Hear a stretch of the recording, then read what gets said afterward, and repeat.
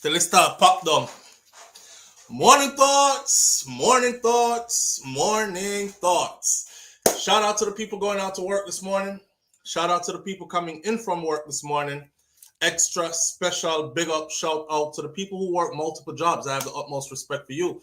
Shout out to my entrepreneurs, my stay-at-home moms and pops, my retirees. Shout out to the drivers. Shout out to the Uber driver, Lyft driver, truck driver, taxi driver, food delivery drivers, round town and long distance truck drivers. Shout out to the crossing guards and the school teachers. Shout out to law enforcement personnel, medical field personnel, military personnel. Shout out to the barbers and barbershops and the beauticians and the beauty salons and the nail techs. Shout out to the AC techs. Shout out to the heavy equipment operators and construction workers. Shout out to the payroll attendees. Shout out to the strippers on poles. Shout out to whatever it is you do for a living. Shout out to you. Shout out to every single clean-hearted, good-hearted person who wants good for others as much as you want good for yourself. You're a good person if that's actually your true character. Shout out to you. Here we are on this beautiful Friday morning. Today is the 5th of December, 2025, and we're happy to be here. We're not in a nobody hospital. Nobody is planning our funeral. We're feeling up, full, and healthy and all these things and looking good, I might say. So we give thanks. And on days like these, we say, it's the freaking weekend, baby. Clap it up, clap it up, clap it up, clap it up. Made it through another week, man. Yes. These weeks are adding up. You know what I'm saying? We made it through another week. We're here. What else? I mean, there might be problems going on in your life, but I'm saying, still say to yourself, I'm going to make the most of it. I'm still going to try to keep a smile on my face throughout the day. Sometimes you have to smile even when you don't want to smile. They have a saying that says, smile until your smile become permanent. You know what I mean? Smile through everything. Just keep smiling till people say, well, I just saw him face set to know I'm always a smile. Because what's the use of frowning? It ain't going to get you nowhere. It's not going to fix any of your problems. And it's definitely not going to make you look any better. So we might as well just smile. I'm happy to see y'all this morning. We're going out with a bang this Friday morning. We have so much to talk about this morning. Miss Goldie Robinson, big up yourself. I appreciate you greatly. Thank you so much. Virtuous Fire, thank you for being here. Before I go any further, tomorrow when we link up for the online baby shower, I said it this morning in the the little notification that I put up around 6 a.m. Tomorrow when we link up, go live, I know people are going to tune in and we're going to have a little vibes and thing. But just bear with us because I remember saying is a woman who is very, very much pregnant. Like Shakira could drop baby any day now. So however she's feeling is how she's feeling. And we're going to play it by air according to how she's feeling. So we're going for 2 hours on air. And she's just gonna, go through some stuff, open up some stuff, talk like a bit. We're gonna talk with the audience and stuff and vibe with you for a minute. And then when we cut it, all right? So we're not gonna force the issue. It is what it is. Not to put her business out there, but I know she didn't even go to her nursing program yesterday. Yesterday I skipped me, I'm not sure. Day before yesterday, you went yesterday. She was laying in the bed all day, and come to find out it was just contractions all day, and contractions are hitting hard. So the women will be more able to relate to this. Because we are man, we never bring no baby come here before, so we don't know how it feel like the belly stretch out and your body are get ready for deliver picnic and you're still trying to do all the things that you're used to doing while you have to accommodate that. Nature is going to sit you down. So we'll play it by ear like that. All right. If you don't want your name to be called tomorrow, just say, don't call my name, ahead of time. And we won't call your name. That's it. But some things we are going to say big up to this person and thank you to this person and so on and so forth. Virtuous Fire, again, big up yourself. Thank you for being here. Sharon Spence is in the building with us. Anthony Vaz, big up yourself. Donna Davis is here. Thank you for being here. Donna Patricia Jackson is here. S. Diva is in the building with us this morning. Thank you for being here. Michelle Ingram is here as well. Thank you for being here. Black Eagle, big up yourself. Thank you for being here. Carissa Smith, thank you for being here as well, family. Good morning to you. Nans is in the building with us this morning. Thank you for being here, Nans. Big up yourself, Nans. Julie Tapper is here. Thank you for being here as well. Marilyn Grant's in the building with us. Raddy's daughter there. Winston Gale is here. Thank you for being here as well. Audrey, big up yourself. Audrey says to hit the thumbs up button as you enter the live. Please, I be forgetting to say it because I get so excited to just get into the topics. And, you know, when we link up, the place stink up them kind of something there. I'll be ready to just go. And I'll be forgetting to just simply say, could you hit the thumbs up button for us, please? It helps the videos to trend. It helps YouTube to say, okay, they do have an audience, but people are engaged or people are not engaged. And the algorithms push content that people actually engage. You can depend here for the longest, and if they don't think you are being engaged by your audience, then they won't push your content. You know what I mean? So hit the thumbs up button for us, and that's for those who mean us well. Because I know that some of them don't mean we well, so I'm not going to hit the thumbs up button anyway, no matter how much we ask. So I'm appealing to the people who actually mean well. Hit the thumbs up button, please, right? Old nigga, gotta be old nigga. That's what my grandfather Max Cleavy used to say. He would say, you can't change nobody. Old nigga is going to be old nigga. All right. See that? Mistress B talks health and wellness with a twist is in the building with us this morning. Mistress B, thank you for being here. Mervyn Point, Jamaica Kerr, my brother, is in the building this morning. Thank you for being here, Mervyn. Big up yourself. Great goodies. Lovely Aneka. Lovely Aneka is in the building with us this morning. If you're not subscribed to Lovely Aneka channel yet, I don't know what to tell you. Lovely Aneka is my fellow content creator sister. She's also a part of this family right here. She does her own stuff on social media as well on different platforms. You can click her name, go over to her platform, hit the subscribe button, and then from there you can follow her to all the other places that she is at. All right, and her content and her brand of content as well. Lovely Aneka, big up yourself. Thank you for being a part of this family. I appreciate you greatly. Miss Goldie Robinson, again, big up and thank you again. Tony Mango is in the building with us this morning. My sister Brummel Wright is here with us this morning. Big up yourself, Brummel Wright. Thank you for being here this morning. Hopefully you're not in the bathroom and listen to it and you can actually hear us out loud or speak to us if you call in loud. Onika St. John, thank you for being here. Wayne Nathan, thank you for being here. Elaine Brown, thank you for being here. Who is this? Imagine and Believe. Imagine and Believe. That's a new name. Thank you for being here this morning. Penals 123, big up yourself. Thank you for being here with us this morning. Dorothy T, big up yourself. Thank you for being here. Karen Notice, big up yourself. Thank you for being here. Karen says it's the freaking weekend. Enough love to you all. All right. If I didn't call your name this morning, like BM, if I didn't call your name this morning, Shanta's what? Shanta Sianic. If I didn't call your name this morning, it's because I never see it. Don't take it nowhere. You probably come in a little later after me start do the shout out. We can't stay here shouting out people all morning. We have these topics to get into. Junior Copeland, big up yourself. All right. And we're going to get into the topics right now. All right. Michelle Taylor, big up yourself. I see you. I appreciate you.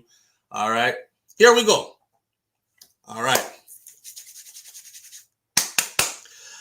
Where do we start? Where do we start? Let me tell you all what's on the board this morning. And you are going to pick where I start and I just go. Do you want to do that? You want to pick where we start or you want me just go down my list? If I go down my list, we're going to be all over the place because the way how this list is constructed.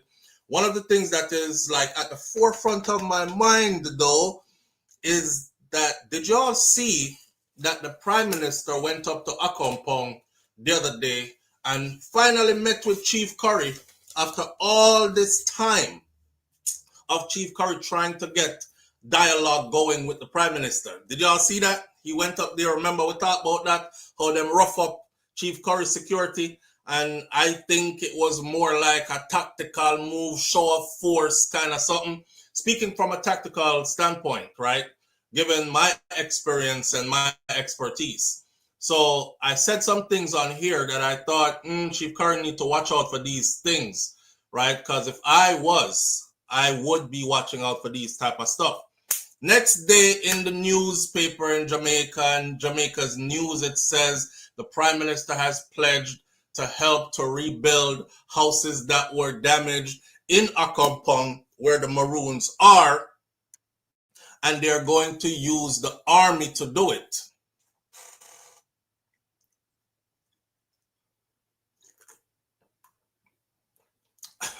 And they're going to use the army to do it. Boy, that little ginger tea there, tastes good. Root up a gas out of my system. So, you know, when I saw that and it said that they're going to use the army to do it, that's the first thing I thought to myself. I said, Chief Curry, good with this? You're going to be surrounded by just military personnel. Why? If my community blow down, if any community in Jamaica blow down and they're about to rebuild houses, they're going to use construction people to do it, okay? Expert construction people. Of course, there are engineers in the army and people who are capable of building stuff, but that is not their purpose. So, they're going to use the army to do it. I said, this right here is weird as hell. This not sit right with me. But my whole my mouth, you know, I'm not really say nothing still. Lo and behold, here comes, the army. So you're going to be surrounded by the army. You have to understand, sir, for those of you who don't know it, right? Many people wish a compound to be the whole Jamaica. The reason why you hear some people say if Chief Curry was actually the Prime Minister of Jamaica, Jamaica would be relatively crime-free. It is because within Jamaica society, you have that society which they have been able to be murder-free, crime-free for as long as we could think of it.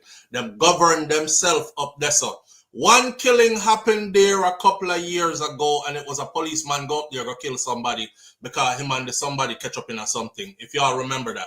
It wasn't nothing to do with the residents there or gunman running or any kind of ill will dealings or anything like that, right? And I said, damn, this is funny because these people are not known for any crime and violence and these kind of things. And look who go up there go commit this. Sabotage the brand, the outlook on the place. Nothing has ever happened there after either. So now you must understand that these people up there are free. They live freely with their own set of rules that govern their community. Watch this. This internet start act up, babe. Look here. This is weird. This is super weird. Them start this early already. All right, this is what we're gonna do. Obviously, we can't do.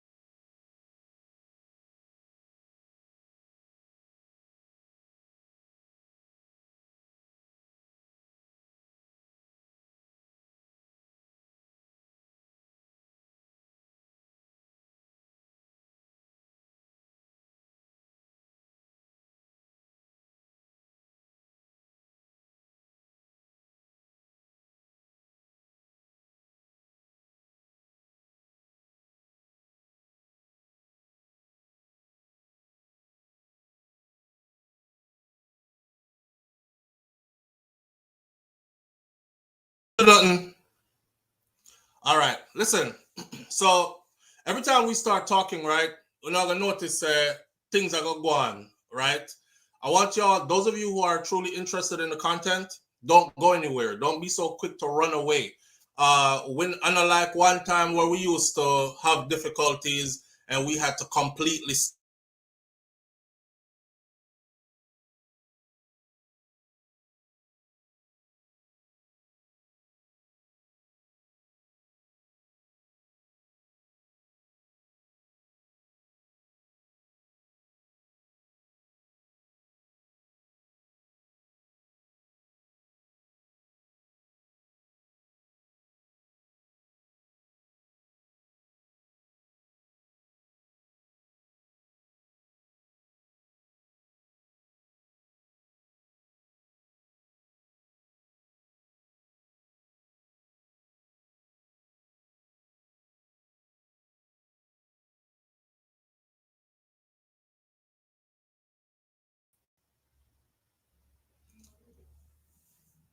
Me not touch nothing, man. Great goodies I talk about, me touch something. Me not touch nothing. It's the computer just start doing some weird stuff once me start talk. You know, don't call me superstitious or nothing, but I realize that if me I talk about big body and big pum pum and serious and silly, stupid stuff, the computer always work just fine. Anytime I start talk about other things, the computer start act up. You know, I didn't touch a damn thing. And there I talk to you and the computer just start the way it do. Anyway, like I was saying, we're going to fight with it and we're going to keep going through. Chief Curry, them up there they're free people.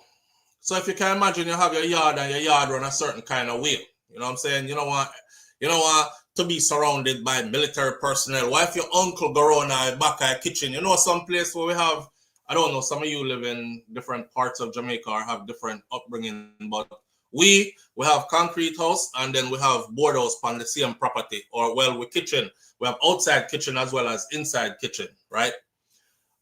Suppose one of your uncle them want to go outside, go light up a big spliff or burn a chalice down at the outside kitchen.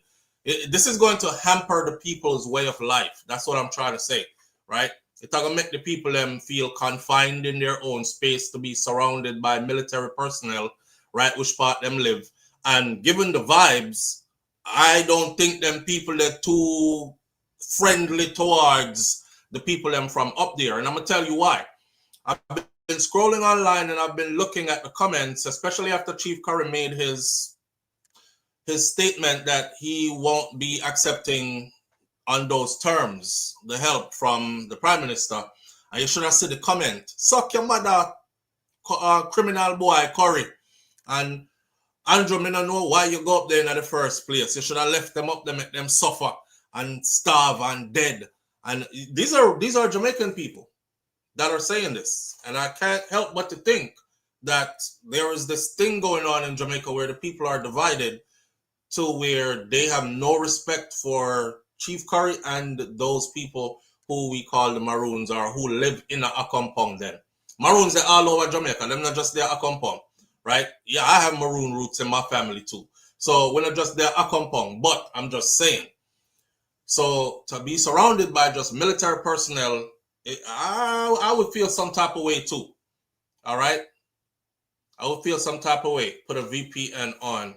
Crystal G says, get a tech to look into system.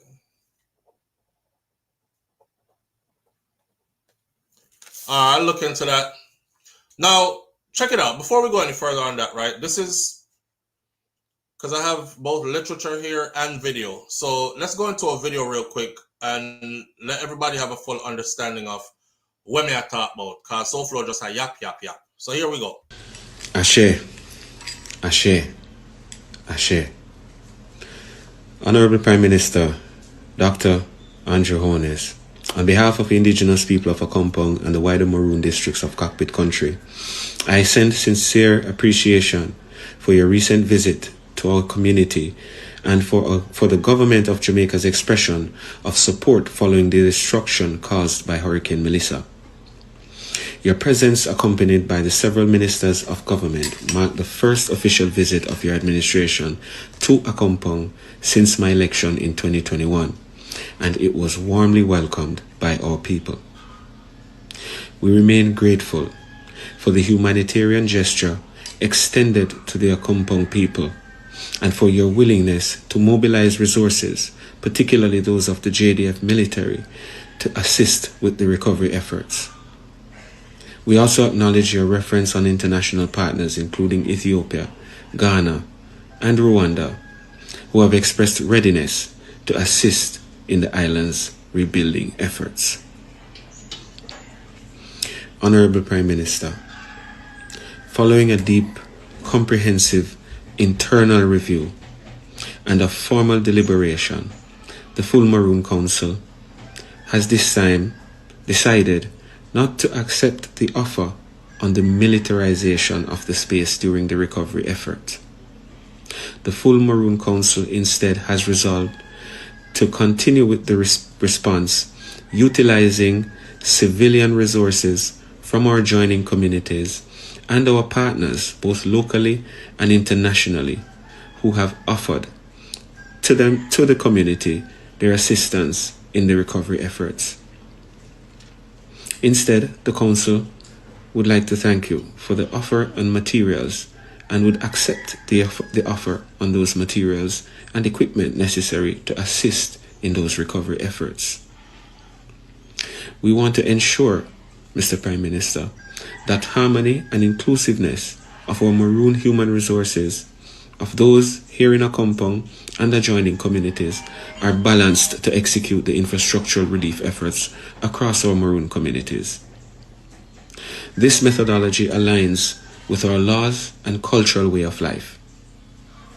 This decision is based also on the following considerations. 1. The established reconstruction partnerships and resources Akompong has secured through international donations, through technical sponsorships, and volunteer engineering assistance sufficient to address the rebuilding and development needs arising from the hurricane. These partnerships, coordinated through the Akompong Development Foundation, reflect years of relationship building, and they provide to us a structured, culturally and aligned framework for reconstruction across the Maroon territory. The second consideration was the protection of community well-being and trauma sensitivities. As you would have recognized, our community was significantly devastated, and many of our elders, some of the women as well as children, have endured profound emotional trauma.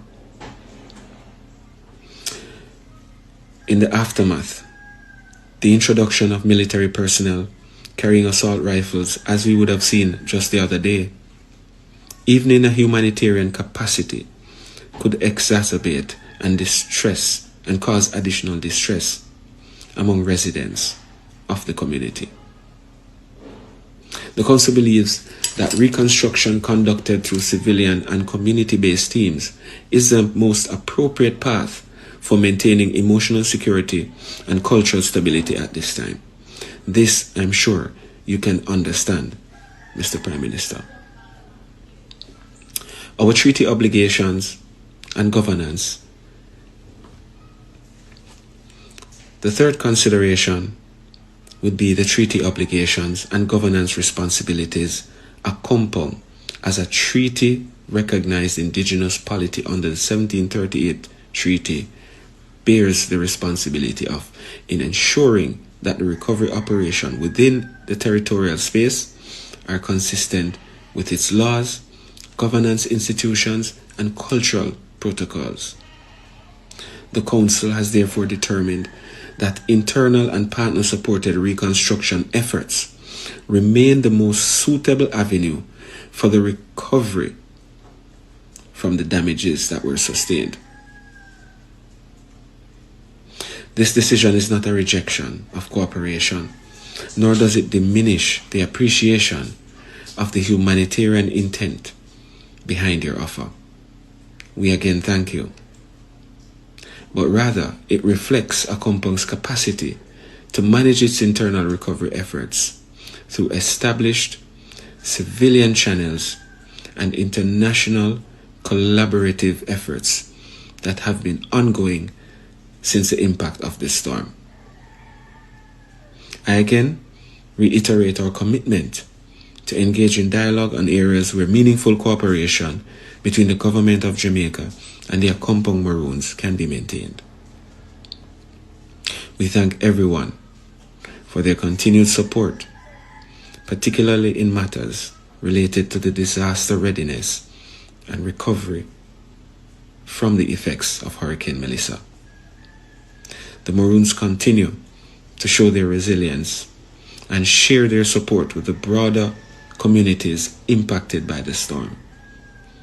We respectfully emphasize that this disaster relief cannot be interpreted as altering or diminishing Akompong's treaty-recognized autonomy.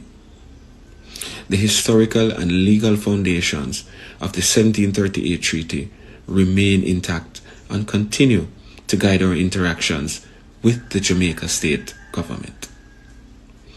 Honorable Prime Minister, we again express our sincere gratitude for your visit and your expression of solidarity during this difficult time. We remain committed to peaceful engagement, transparent dialogue, and long-term well-being of all communities within the cockpit country. May this period of national recovery represent an opportunity for renewed mutual respect and for collaborative efforts that honor both Jamaica's constitutional framework and Akompong's treaty-based autonomy. Thank you.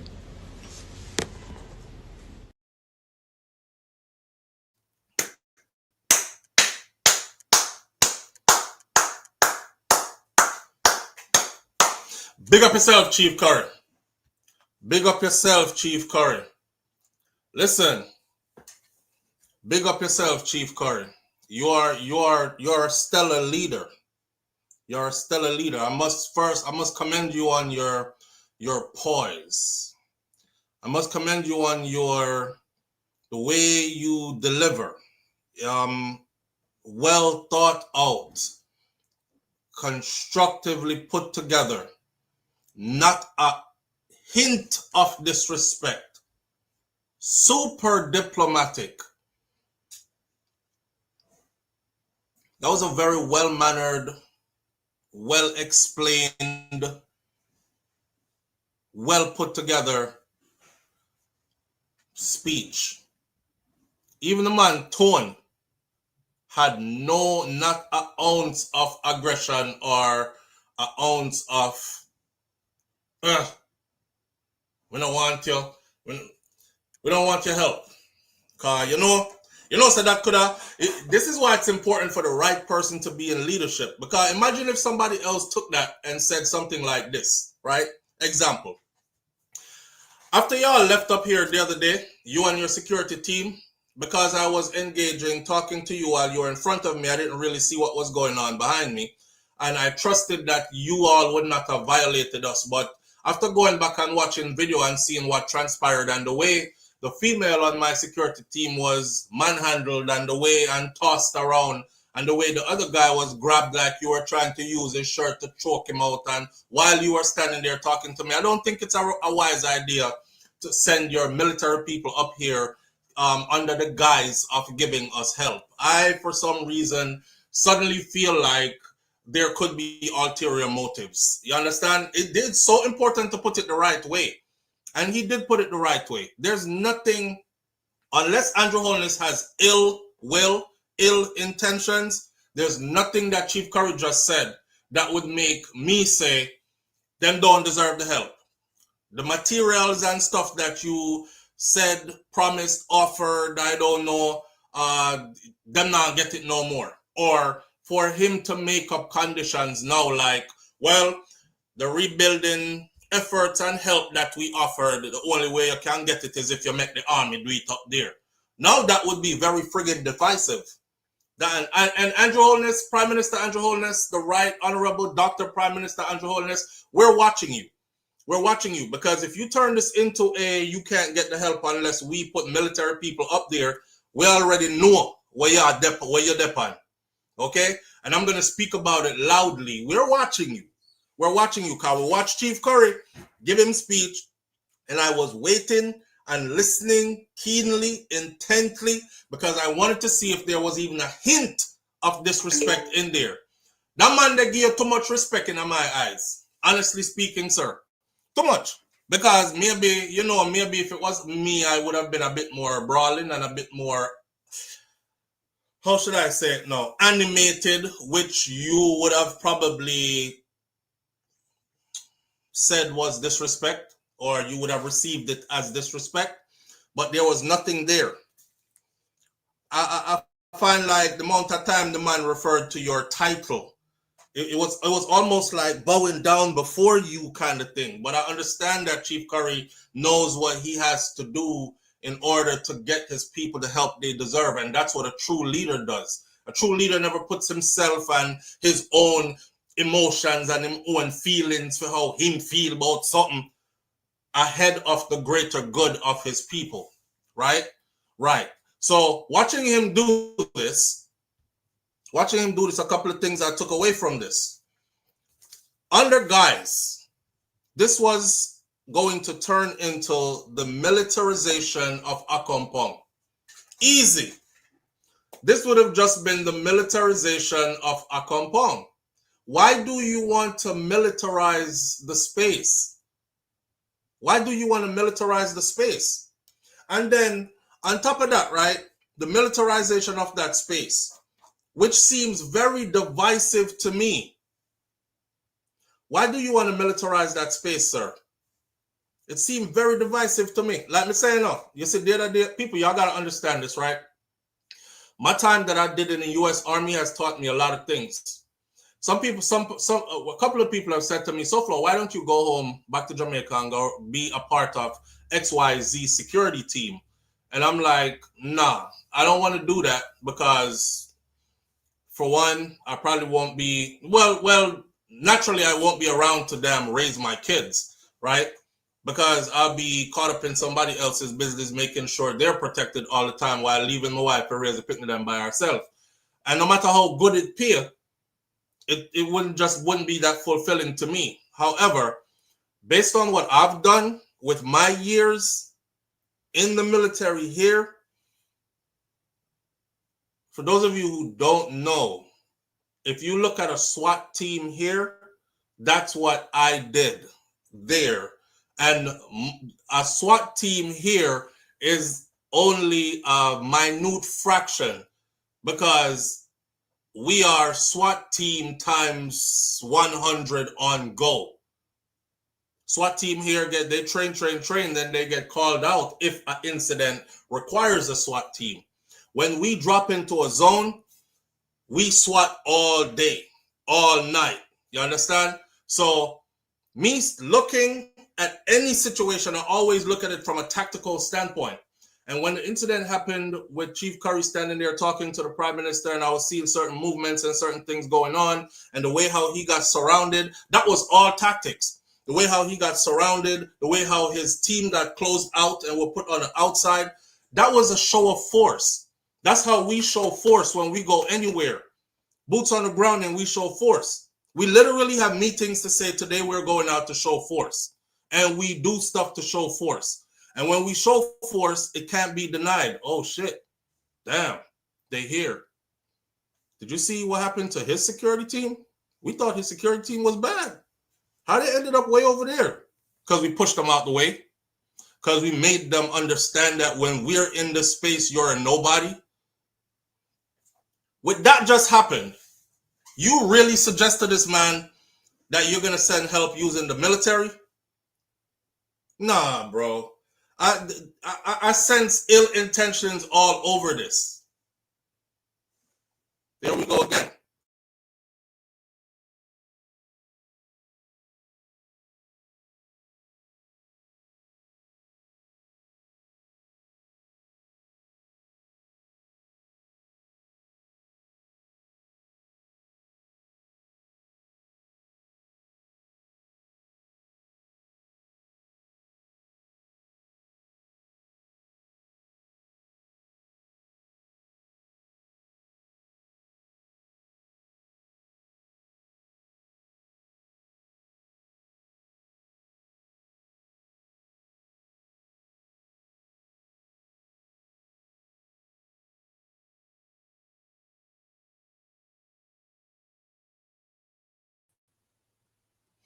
All right, so for those of you who are tuning in late, we just said every time we start getting deep into a certain type of topics, just look for the and the interruption.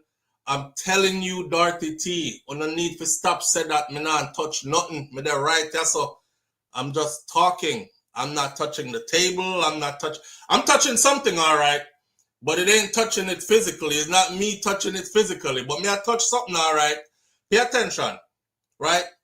When Chief Curry said, Chief Curry is the mark of a true leader, okay? Functioning as a whole.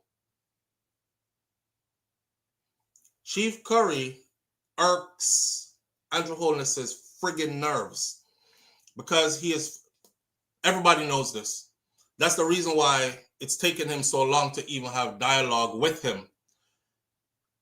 He sees Chief Curry as a government functioning under his government or in the face of his government, however you want to take it. It's like Jamaica have a government inside of a government. And Andrew is like, not on my watch. I mean, run the whole of this. I mean, name, whatever God them call him. This is my turf.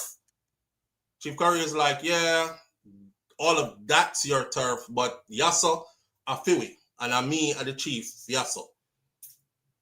You come size up and try equal up yourself. Can't work. He doesn't like that. Chief Curry said, we respectfully, this is not a rejection. This is just, we will accept the materials and the other helps that you offered just without the military thing. We will source our own. We have established diplomatic relationships with other entities, other nations. In other words, we're not on our hands and knees begging and crawling, sir. So if you want to give us some help respectfully, we will accept the help, right? We appreciate it greatly too. But we can find a way to get it done also, because we have diplomatic relationships throughout with other people in other regions as well who have vowed and pledged to help us to rebuild. So give it a little material. Where you say I'm going to give it, we appreciate it greatly. But we'll source everything else from somewhere else. Look at this right here. Not just physically. This man is concerned about the mental health of his people up there. Remember we just talked about, and this not even did have nothing to do with a compound, but no, we could relate, we could put this to that. Remember we just talked about where I told you, I said there was a guy who did a video. They're going around and filming different communities that have been affected. And him said to the lady, say, I find it strange. I'm coming through here and I'm realizing there are a lot of people either sitting down talking to themselves or they're looking up in the sky and just talking to themselves, you know? And the lady says, yes, because everybody around here traumatized. We need mental help right now. We have go through it. You think it easy to just watch everything where you work for all your life and build up it just gone, so? She was like, we're trying to process it and some people are not taking it too well. So as much as the people that need food and water and everything else and a roof over them head, they also need some help for what's going on and trauma and the traumatization and trying to navigate their way through this. Nobody is coming around here offering that kind of deep level of counseling or anything. So the people that might talk to themselves. Chief Curry just applied that to his people. It happened out there. It happened up here too, sir. You see the place? The place frig up. The people, them. We have women up here who are just about to deliver babies. We have women up here who are pregnant, who are late stage pregnant. We have elderly people up here who are traumatized. Them the inner them house and watch a whole roof lift off and gone. They thought they were gonna die. So do you think that now is the time to surround them with military people with guns, army in uniform? Because I'm sure the army isn't going up there in civilian clothes and left them gun them up at upper camp. Them are gonna go up there as army, as military. Do you think after all that trauma these people have just been through that the right thing to do is to militarize the space and surround them with people in military uniform with big guns? That's what Chief Curry is saying.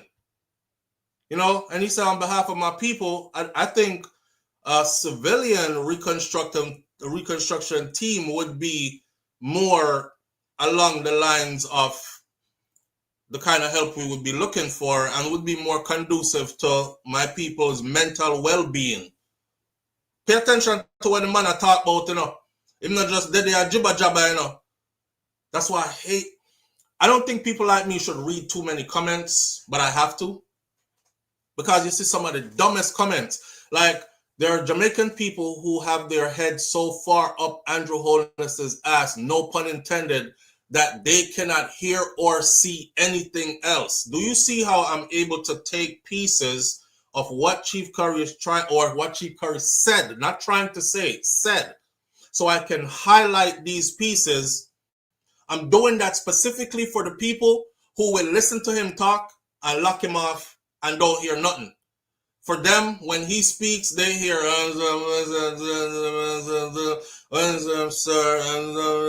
because the whole time the chief is talking, them, see boy, oh, Curry, yeah, him again, big pussy one. Him up here chat one bag of fuck about Andrew and the help, like, them don't need the help. Take your help, idiot. Take your ass help. Wait. Now, when you're doing all that, right, you can't hear what the hell the man is saying. So I'm hoping that I can highlight some of the things that he was saying. Now, I'm also appealing to the heart of these people and hoping that they feel that way. Like if something did happen to you that traumatic, I'm sure you would have want somebody who said, no, man, we don't want to surround them with beer soldier with gun right now and them kind of something there. The people them traumatized. You know, see some of them walk and talk to themselves. You know, see it. It's like more than the normal amount of people walk and talk to themselves. Something really them chip lick for real. You know, we need some mental health counselors around them. You know, we need people in civilian clothes just like them, speak positive words, uplift them. We need a construction teams that know what them are doing, can help build back the place properly and these kind of things. Not militarize them space right now. Make them feel like them in some concentration camp or something. You know? You would hope that that's what somebody is saying on your behalf. Jamaican people, we have to come out of this thing, right? And all the years I've been doing this has been one of my biggest complaints about our people. This whole, it never happened to me, so I don't care. And you refuse to see what is happening in the next parish over. You literally refuse to say what happened next door. Well, them kick off the door and kill all of them over there, but I know my yard, so everything good. It happened right next to you. You know things that for your door are going to be next, unless you go over there go do it. Like, we've lost compassion for our own so much. Big batty boy Curry. I see one guy said something about them catch Curry a kiss man already. This is facts, I'm talking, go check it out. And like, yo, because he said this,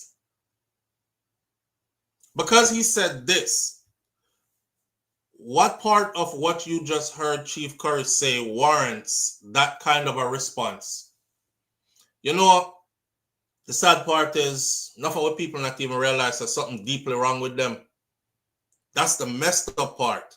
Is when, you know, it's one thing when you realize something wrong with you, you know, you say, oh, damn, that's not good.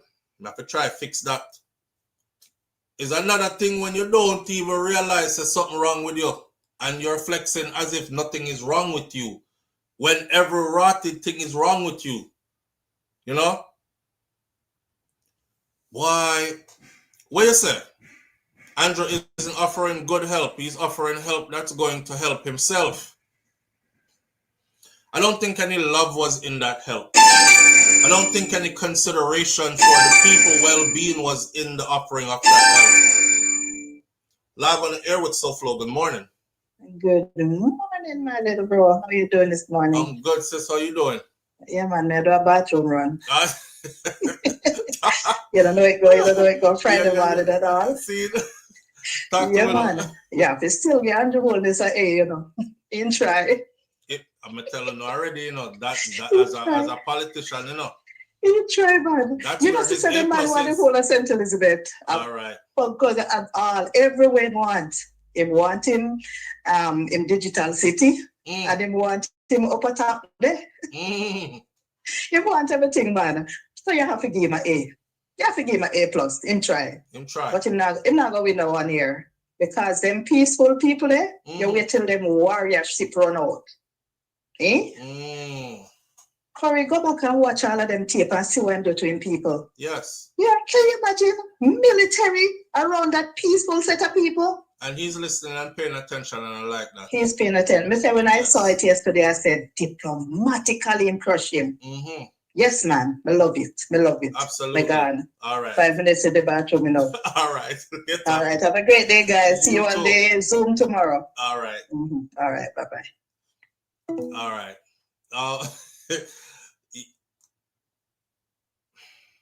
There was, let me say it like this, right? You see when the Prime Minister showed up with the one generator, a month later with the one generator. Live on the air with SouFLo. Good morning. Good morning, SouFLo. How you doing? I'm good, my sister. How you doing this morning? Good. Talk to him. I log in late to watch the show, but I hear you talking about Chief Curry. And I did see the little scuffle that you talked about the other day. Did you miss his speech just now? Because we played his entire speech. Oh, no, I didn't hear that. Well, let me put you on before you even start to speak. Chief Curry has rejected the help from Andrew Holness for a compound because the help that Andrew Holness offered is in a militarized form. He would militarize a compound, so the people up there would be surrounded by armed soldiers, and that's who he said was coming to rebuild the space. Yeah, so Chief Curry basically diplomatically said this is not a disrespect or a rejection. It is just that the terms of which he feels like his people were traumatized, not just physically losing stuff, but also psychologically, mentally. And now is not the time to surround them with soldiers, with guns and stuff like that. He would prefer if it was a civilian team of construction workers who would be in the space, helping them to rebuild. So he said, respectfully, we would take the materials that you offered for rebuilding, but we would source the rest of help from others that we have diplomatic ties to, instead of having soldiers surround us in this space and militarize the space. That's what the video was about. Wonderful. Right. And I wish, the thing about Jamaica produces really some of the most exceptional people in the world. Indeed. But those people are never appreciated by the masses until, of course, the rest of the world appreciate them. Then them come back. I love a Bob Marley, and they come back, and they love a Marcus Garvey, and they come back, and they love a this one and a that one. Yeah. After everybody else has given them the hail. Absolutely. I appreciate Chief Curry doing that, because if Andrew get a chance to go there with his military, they will never leave. That's exactly what I was thinking. Okay. And I was also thinking things will start to happen. Yes. Yeah. They will never leave. That will be just how the small hat people are occupy Gaza. That will be his occupation of a compound, permanent occupation of a compound, right? So that's the wisest thing that Chief Curry. Kudos to Chief Curry. I wish if we could duplicate 1 million of him in Jamaica, Jamaica would be all right. We would know for sure that we have a good future ahead. I agree. A lot of our people are the same one who accused Chief Curry. Ibrahim Traore. You have an Ibrahim Traore in Chief Curry. You have one already. You are not ready for that. You're not ready for that level of discipline that it takes to really do some serious nation building. You don't have it. But yeah, they would never leave. That was the best decision that he could have made. And another reason why Andrew hate him is because the Prime Minister wants to be this person. He wants to be seen the way Marcus Garvey is seen. He wants that kind of statues to be erected and stories to be told. But you are too corrupt. He wants to be corrupt, but he wants to be appreciated as somebody who is world peace, Nobel Peace Prize. You know what I'm saying? Right. And who he wants to be seen as is who Chief Curry is. And that bun him. That's why he hate that man guts. He hate him guts. That was the uppercut. Oh yeah. That was an uppercut. Could you imagine? Yeah. Could you imagine if he actually did flex like a Chief Curry? Oh, like Jamaica would be great. People will put down palm and let him and donkey ride past. If he really was on the level of a Chief Curry, and really, because I see, if God ever bestowed me with such a opportunity, Jamaica should be the technology hub of the Caribbean. Yes. To me, Jamaica should be, when we talk about STEM in the Caribbean, Jamaica could be that place. Absolutely. Where the best engineers and the best doctors and the best this and the best that are coming out of Jamaica and transported to the rest of the Caribbean and training others in the Caribbean, where students and professionals can go there for training. Jamaica, because it's Jamaica. Yep. But we don't have the right leadership to make something like that a reality. Right? I saw the other day there was a elected official from Barbados, and she came with some sort of water filtration system. Yeah. Right? Yes. Yeah. You had seen that, right? Yes. Was it the one who said they're able to filter out and have clean, drinkable water? Yes. Thousands of gallons per day. Yes. And she said on the video, "Come and get your water. We're at this location." And I forgot to play that video on here, but I saw it. Yes. So we have people in other islands doing things like this, and I appreciate her and appreciate our Caribbean neighbors. But what made me feel shame? This is shit we should have been doing already. Yeah. When I saw her, when I saw her come in and is filtering thousands of gallons per day and telling it through social media, speaking to Jamaicans to come get water, I was like, wow. So why couldn't our government be doing that on that level? We're doing that. Why another did it take island gotta from come outside to come that made me feel bad. Yes. Why?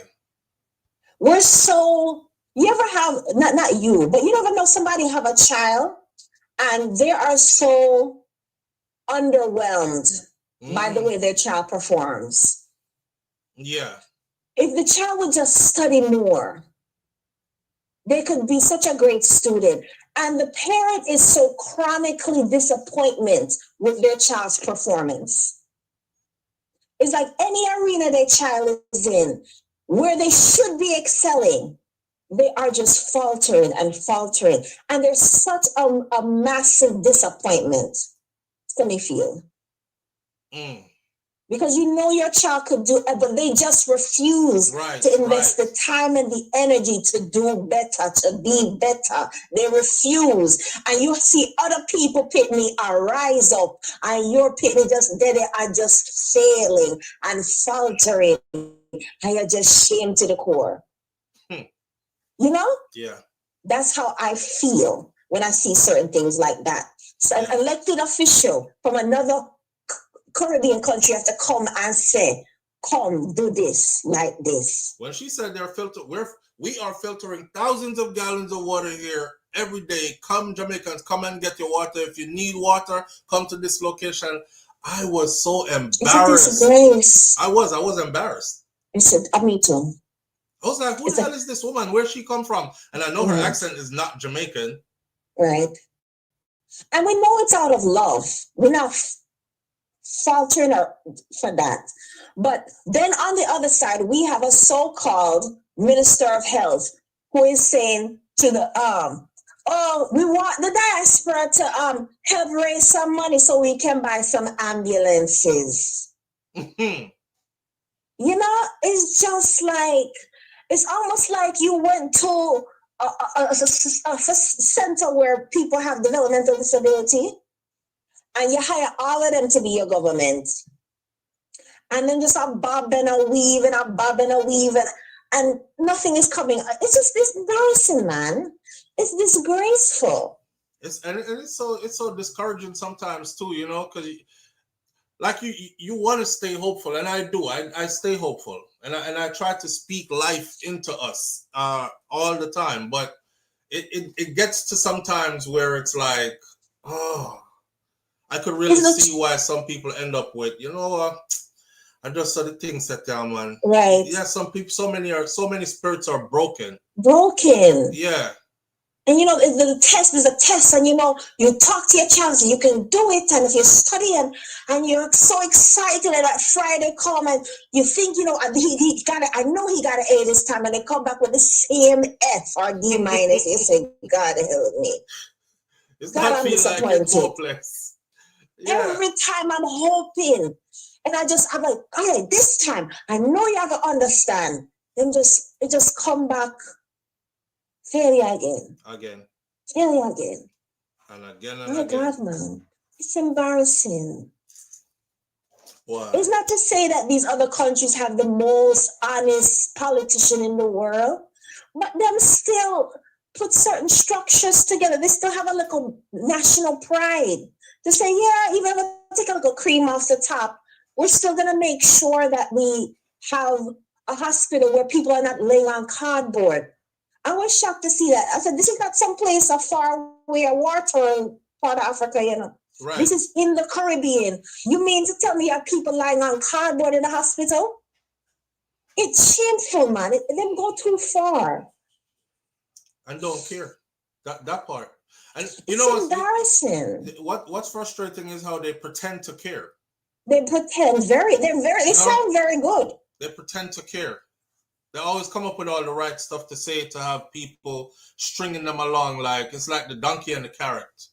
It's always one more step ahead, and then we just didn't get it done yet because of this, but we're working on it, and we'll get to it when this, and then we have to accomplish this first instead. But then, and these are the people who will cuss you when you start to talk and say, but sister, them doing something.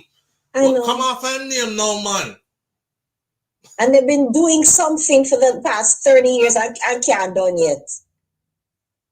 They've been doing, I can't finish. And when the people in my mobile tell me, well, they made videos and put it out, and they said, nobody didn't bring us no fresh water around here, people.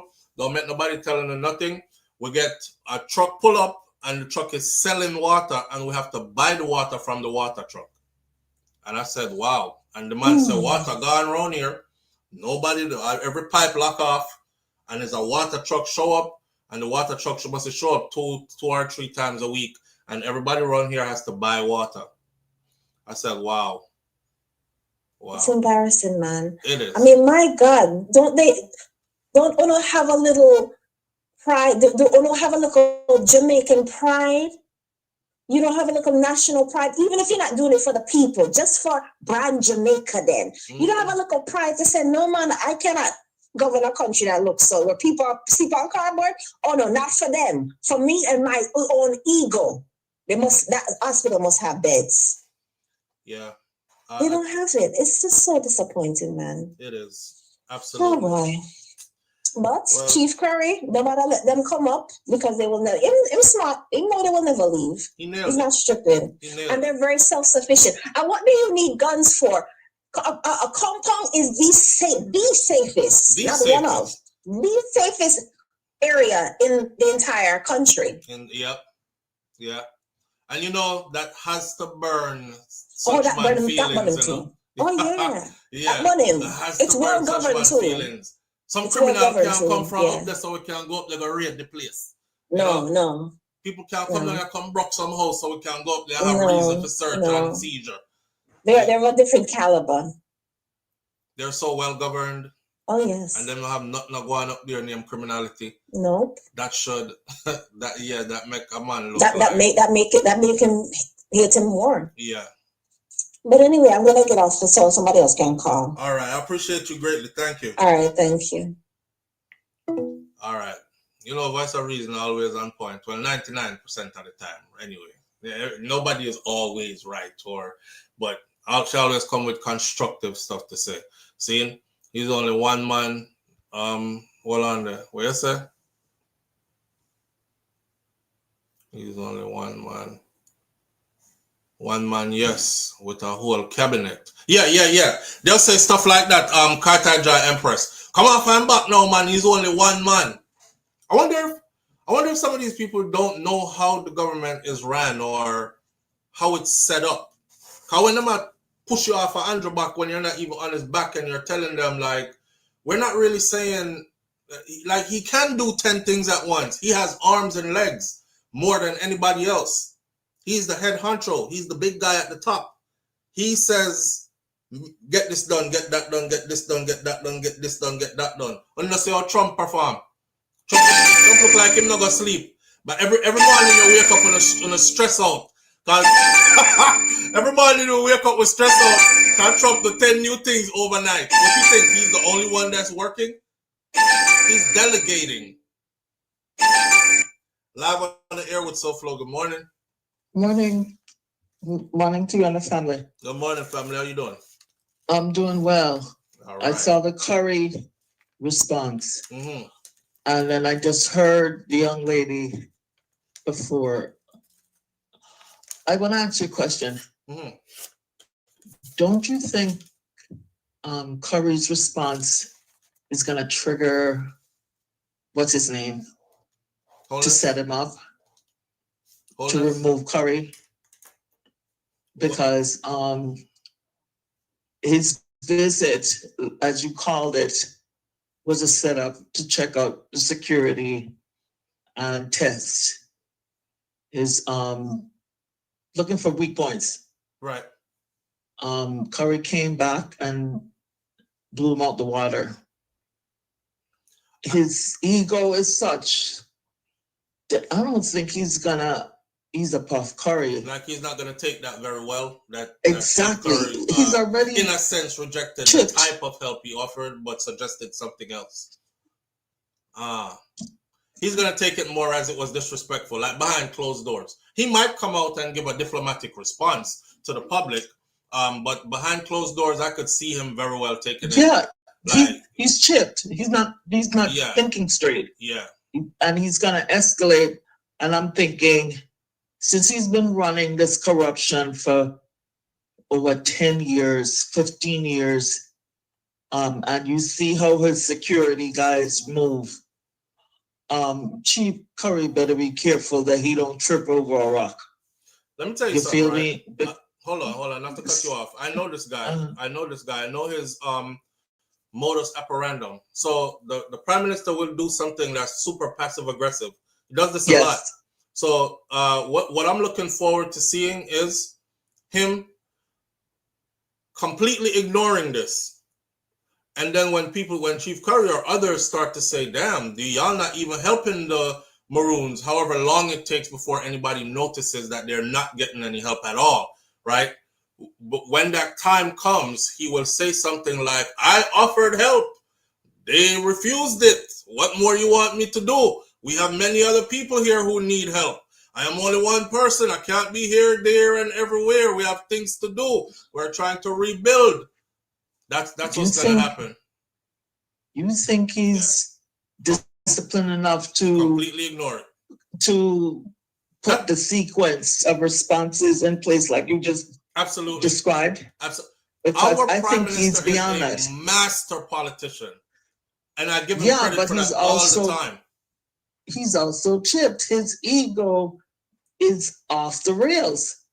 I wouldn't be surprised if you're talking on Curry has an accident. Yeah, okay, you're talking on that other level. Like, okay, that never worked. Yes. So yeah, because this is personal. Because the end goal is to actually get him up out of here. Get rid of Curry. Okay, I got it now. I'm right. not surprised. I won't put nothing past him. I'm not surprised. I wouldn't be surprised. Yes, and that's what it's like. Because the way he stood there with his hands folded, as Curry's people maneuver, like he's checking his people who's moving Curry's people, like he orchestrating it mentally and enjoying it. Do you not see how he relaxed into that closed arm position? Right. Like he was in an easy chair watching a TV show. Right. The man is chipped. You know, we spoke about that. I was trying to tell my audience about body language, and I learned this in school, right? So even if this is not me just guessing per se, this is me going through classes that taught human psychology, human behavior, abnormal psychology. So we understand different types of body language. Like when somebody is telling you F off, I don't really F with you like that. I'm here just for the formalities to check a block. I have my own agenda. I don't really want to hear what you have to say. One of the first things they do is this right here. And they fold arms across your chest. It means you're blocked. Yeah. Thank you. And he stood there like that. And he was super comfortable like that. But when he leaned into it, right, like he leaned into an easy chair, right, then he was orchestrating the damn thing. Right. He was the band leader. Where the plotting begins. Checking both sides. Yes. Yeah. The left and the right side. Yeah. When his guys maneuver behind Curry, he could have popped Curry in a heartbeat. Yeah. What is he testing? The areas of vulnerability? And now Curry comes back with this beyond eloquent refusal, but gratitude. Let's make no mistake about it. Roddy's daughter says, I believe, this is what she says, I believe they want to dismantle his entire Maroon government. Thank you. My summation would come to the same conclusion. I exactly. definitely believe, and it would be in their best interest too. Remember when the election was going on and I kept saying to the people, one of the main reasons I would not vote for Andrew Holness is because certain entities have been already given rights to start drilling in parts of Cockpit country, and Cockpit country needs to be protected, right? Also, the Maroons, their sacred land, it's there. They're coming for it. They want it. They want it. So it's there, and it's there. And they've already started, and they're getting closer and closer and closer to the people them. And that was my main reason. I even tried to get Jamaican people to understand what Cockpit country means to the island of Jamaica and our entire ecosystem, hoping to wake some people up. I said, it is our lungs. If I use a screwdriver or an ice pick or a knife and I puncture your lungs, what happens to you? Deflate, you die. I was hoping to wake some people up with that, but you know. But wait a minute, SouFlo. It's in their best interest to get something going on up there where Curry is situated. He knows that but too. This is a chess game. Yeah. Andrew going up there is his next chess move. Not only for reconnaissance, but to set him up. Because now that the outsiders want to do the drilling and whatever, Andrew is greedy as an F. He is now getting desperate. Desperate because Curry wouldn't move. Curry is exercising patience. Andrew's backers ain't got time. They want their shit. He's greedy as hell. This is a friggin' so Netflix he's series. Escalating it.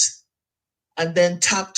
You know how those three-letter entities maneuver, and all of a sudden you're walking down the road and oops, trip over a rock, but there's a hole in your head.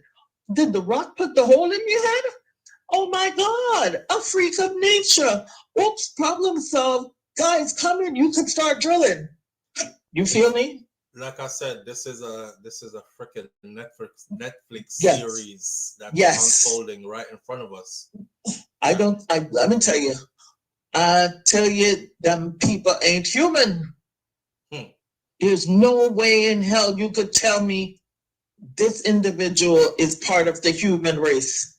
All I know There's not that much greed and corruption embodied in one human body. There's something else to this. Yes. It can't be human. All right. Thank you for allowing me to vent. All right, my friend. I appreciate you greatly. Great points. Great points. I appreciate you greatly. Thank you. All right. So long. Bye-bye. Y'all ever watch a Netflix series or a movie where all the pieces are together? There's oil involved or precious artifacts that are priceless involved, and there are people sitting on a piece of land that big investors want, and they're trying to think about how do we move them off this and get to the digging to get to the stuff we need to get to and all this other stuff, right? Dismantle that government because that government or their organization goes against what we have planned for the entire region, blah, blah, blah. That's like this. That's just like this. We're literally watching If somebody take this and put this into a Netflix series, and then next episode is the Prime Minister now goes to visit the chief leader of the people up there, and you're like, damn, remember how long did I try to get him to have some dialogue and nothing ever happened? Him going up? Yeah, but him reach, and then, boy, you should have see how security team bad up for them. I can't miss the next episode. Yo, the next episode, the chief came back and say him reject the kind of offer them give him for help, yo. So how they gonna help themselves? Well, the chief said this is a whole friggin' movie. This is a whole movie happening. Somebody could have literally, I'm looking at this from a point of, we dead and gone long time, and history is telling this story. Kind of like how those people came bearing gifts. Walk with me, read between the lines. Those people came bearing gifts. And then the indigenous people died out in thousands from chickenpox after they gave them blankets, right? Live on the air with SouFLo. Good morning. Yeah, Flo. Yes, family. Good morning, brother. You and the family, you know what I mean? Manners and respect. Hey, dude is alright, man. I don't trust him. Yeah, just like Voice of Reason and this lady just spoke a while ago. Chief Curry, man, the way you look at that guy, man, that dude is well presented. You know what I mean? He got all of that leadership thing that going on with him, you know? All the leadership qualities. He's Yes, truly man. about his people. Listen, Yeah. I there are videos out. I don't make it up. Chief Curry was doing this for no applause. And I was waiting to see like who was going to actually see it and highlight it. When I saw him right after the storm blow over, because you know everybody got a duck when the storm was happening, like right as soon as it done, he was like outside on the ground, going through the rubble, sorting through, clearing, trying to reach people. I was like, damn. And gathering people up, and then gone into other neighboring communities that are not even under his jurisdiction, kind of thing, if you will use that word. And I look over there, try to see if them need help too and who need help. And the people that that's the mark of a true leader, man.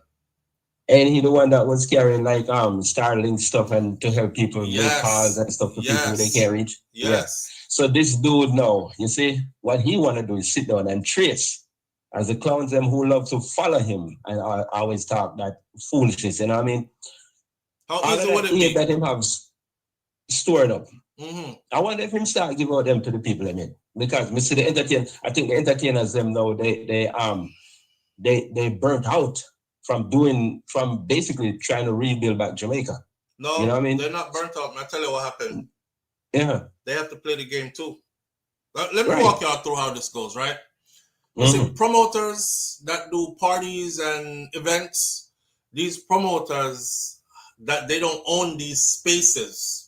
Right. These spaces are owned by people who are connected to individuals in positions of power in government, etc. Them can make one phone call and say, yo, don't get a promoter here, no space for rent, no for do no kind of promotion. And if you book them 2 artists here, don't make sure so that get lock off and etc. This is how Jamaica runs. Okay. So when Prime Minister said something like him no want to say, or like I hate seeing it like Jamaican people running for care packages. I mean, in the beginning it might have been something we needed, but now man, it's like an everyday thing to do when people are giving out care packages and posting it on social media. You know, notice that them nobody give out nothing no more and post nothing no more. A part of the joy was in posting it. And how can you fault somebody for finding gratification in helping others and showing the world that I'm helping others? If they did the bad things, would I want the world to see it. So they're doing good things. I don't care even if it's to gratify themselves and show the world I'm helping people. It still wasn't nothing wrong with that. But they had to fall in line. And what he did was very strategic, my brother. He went and grabbed the person who is doing it the biggest, the most, and the best, and draw him in. We see it. All right. And draw him in and clamp him. And once him draw him in and clamp him, everybody else fall in line. Oh shit, if him can call Ramich up there and next thing me know, Ramich give out no more, or he is, but he's staying quiet and he's not as active as. I saw Ramich yesterday. giving out something, and him point to one lady, and him say, I'm here with this woman and this woman right here, and me tell her, say, me I go come back, and stuff one time. Ramesh been giving out to a lot of people this whole time. You just don't see him no more because he got that finger wag talk. Everybody else fall in line. Yeah, and you see it, and because he's setting up with you know, all of that camera setting on him, and you know, I call these artists name like, you don't even support these people, much less you sit down there and talk about them. Yeah, you don't even do that. Exactly. So all them fools will follow him. It was like a backhanded compliment, you know. It was like a backhanded compliment. And Ramesh never know what did that come before. So hear him now about, well, you know, Mr. Prime Minister, you can't do it alone. Him say, what you say? Him say, you can't do it alone. As if to imply that he was doing anything. Him never did nothing. Not that damn thing. I know. Praises for stuff he wasn't even doing. You can't do it alone. Listen, when I watch the interview, man, I know the people that was furious, man, because you're going to talk about who I give out. You don't have to bring that to a front page, man. Just put it like, what kind of foolishness that you talk?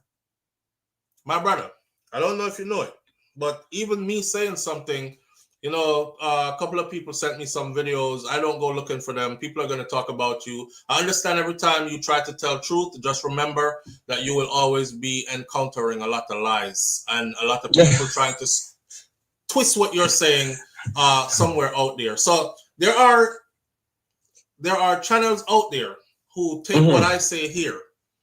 And like, for instance, when I said, you hear what you just asked? You just asked. Yeah. I wonder if you start giving out anything yet from all the donated stuff that came resources in, right? All the resources, the aid, right? Okay. Let me say this again. It wasn't me that said that. It was the Prime Minister that said that. So I want people to be very clear that the things that you saw, the government giving out as in military personnel, handing out, that was not from your Prime Minister. This was from these aid entities that came in from those entities, charity entities that flew into the country with their own supply of stuff. He facilitated by using the military to guide them into these areas, right? That is why when he was giving his speech, he said, and them talk about there is no government there. I don't see government. Where is government? And the lady said something about she only say the police from so and so station. So and how open up the airport and the government. Yeah, and who you think open up the airport? Is who you like think escort them into these areas. Notice him never say is who you think send out truckloads of stuff.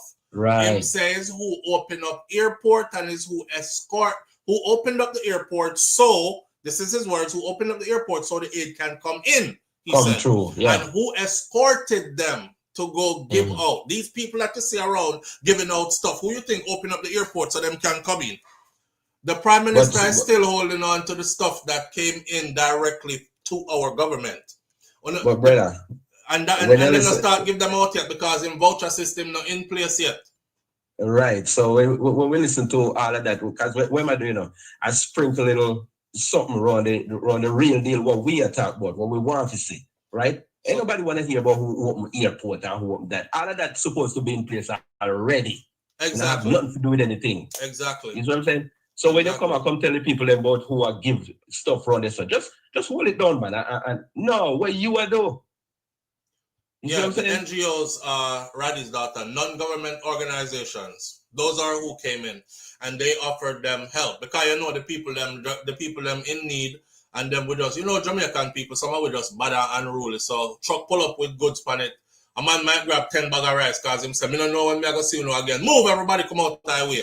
So they wanted some law and order to it, and they also wanted these people to feel safe going into these areas. Clear the way for them a little bit. Because tree dropped down cross road, and they're trying to get these things in there. So they sent out the army to help to do that, or the forces then to help to do that, JCF, JDF. But that's bare minimum. That's bare minimum. The stuff that came in. Come see, a man put up a video.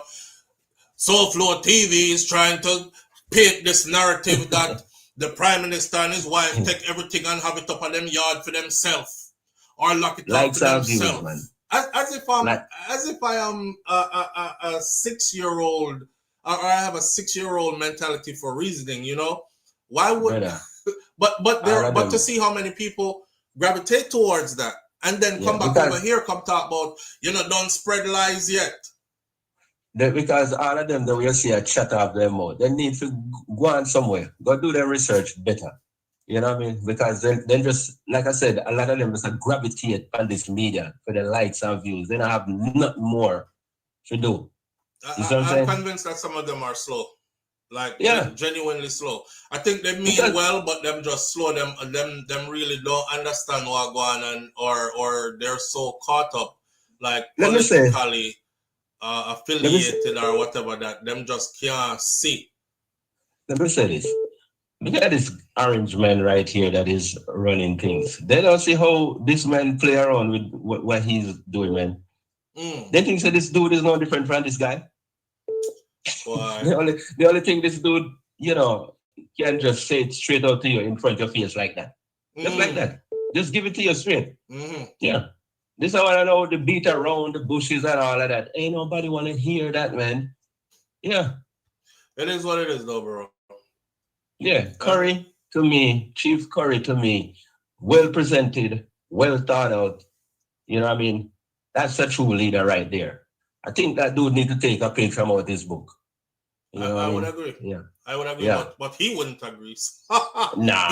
He wouldn't agree, but I would agree. Yeah. All right, my brother. Yes, sir. All right. Yeah, my blessing there. Go and listen. All right. Yeah. The JCF can go sleep, sort out the goods so it can circulate. Can go help sort out the goods so it can circulate. Live on the air with SouFLo. Good morning. What's up, boss, man? But there, no king, what go on? I'm there too. Before you even say that, let me say something, right? All the morning thoughts that we do, right, discussing these topics, I want my audience to pay attention. We're on, and people are seeing us. Don't you think those people who say that we're telling lies, how come none of them have called this phone? So you know what? This morning I'm going to make it a point to call into that SouFLoTV live, and I'm going to challenge him, and I'm going to actually give facts instead of what he is saying. Them not ask themselves how come nobody now call in to counter what I'm saying yet. Well, me, you mentioned something. See, you say the Prime Minister said certain things. But me hear him say something too. Me hear him say, what is certain things, brother? Certain people online, they explain to that negative narrative.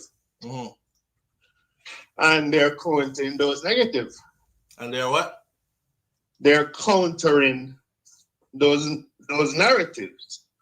Yeah, but you start out when you hear me say certain things. Me not talk like that. When me talk, me want people say exactly what them say them hear me say. And then if you're going to align it with the Prime Minister countering negatives, I want to hear exactly what it is that I said that was negative. Well, you say many things that's negative, but they deserve to be said. That's what we're getting. That's what I'm trying to figure out. What you're trying to say, because I don't mean nothing misconstrued, or we get to the point over here. No. You're a person that point out the things that are wrong. You're doing it. I've watched you. If he's countering the negative, he needs to call in here and counter the negative, because the negative needs to be countered. Go straight to the negative then. He's not going. I don't want to really get into that part right now. I wanted to finish the first part, because the second part, as in why doesn't he call in? He doesn't. Most politicians, public employees, we should no longer call them politicians. Public employees kind of have to present themselves as clean as possible. Your show is kind of edgy. Okay, right? But listen, which I like it. I'm not knocking it. I like it. But my brother, I watch you. But my brother, when I say why don't he call in, I'm not talking directly the Prime Minister. It's just like when I say the government ain't doing nothing or not what they're supposed to be doing. I'm not meaning that the prime minister needs to be out in the streets doing everything that way. I can say, okay, he's doing something. I'm talking about him delegating. So he doesn't have to call in. He can have people call in because they do have people who can call in and be not associated with closely, where we can say, is the prime minister secretary that, or is the prime minister that directly, It doesn't have to be that. Why aren't any of them calling in? If I'm going to contribute anything to that, what I would say to you, because I like what you do say, is to take the initiative. And that's the same thing I would say to him, but he's not going to listen to me. He will listen to me. He will listen to me through the grapevine, but someone in power like that, I should take the initiative to do what? Huh? I should take the initiative to do what? I think you should take the initiative to go to the press conference that they're having and ask him questions. That's not. But that's a different story. I want to get back to the original thing that wouldn't help. So I wouldn't do that. Why don't you think it would help? Because those spaces are structured. Like, those spaces are orchestrated. Wherever you see the prime minister pop up, right? Don't think he just pops up where is a bunch of people there who don't like him and have real aggressive questions to ask or real questions to ask. The place is sanitized. You understand? Yes, I agree with you. I agree with you. But once they see me, they won't even allow me to ask questions. SouFLo. Yeah, brother. I've gotten close. I got to meet with. I wanted to meet with him. Okay. And I sent message through the grapevine that I wanted to meet with him. Okay. And he didn't come. When he came to the United States to raise money when election time was getting close, I wanted him to come to Hartford because I have significant presence in Hartford. Okay. That means that I'm connected to people who I think could get to him. Mm-hmm. Because if he's coming here for money, he's going to go to most of the business people because those are the people with the money. I'm a business person. So when I reached out through the grapevine to get to him, it didn't happen, but I got close enough. I don't know if he had a role in it because we know how the system works. As you say, it's whitewashed, but they're working behind the scenes. Don't think that. That's why I wanted to. I didn't want you to lead us on this path because don't think that he might not be connected to some of that anti-SouFLo video. I'm not saying he is because we don't want to say anything in public. That's not truth, right? Okay. But we have to kind of like think outside the box. Mm-hmm. So if he said in public, and I mentioned that to you and you took us down a different path, mm-hmm. He said in public that certain people are creating a negative narrative and they're going to counter that. Mm-hmm. Then I saw a video started popping up about you being on negative videos. And I'm like, yo, SouFLo is a positive guy. So I put those two together. I'm not saying he did it. It could be people that just supports him. Right. I don't know how close those people would be to him. I'm not here to speculate too much, even though I'm saying the words, right? Right, SouFLo? Mm-hmm. Okay. Now, as far as getting close to him, where we got into this, mm-hmm. I was able to meet with the Minister of Tourism. Mm-hmm. So I said what I needed to say to the Minister of Tourism because I know that's somebody close enough that could get information back to him. Because if I reach out to the grapevine to get to him and it was avoided, right? Mm-hmm. Then the person that I got to next to him, which is the closest person to him that I can get to in the legal aspect of things, I'm going to say to that person what I want to say to him. Mm-hmm.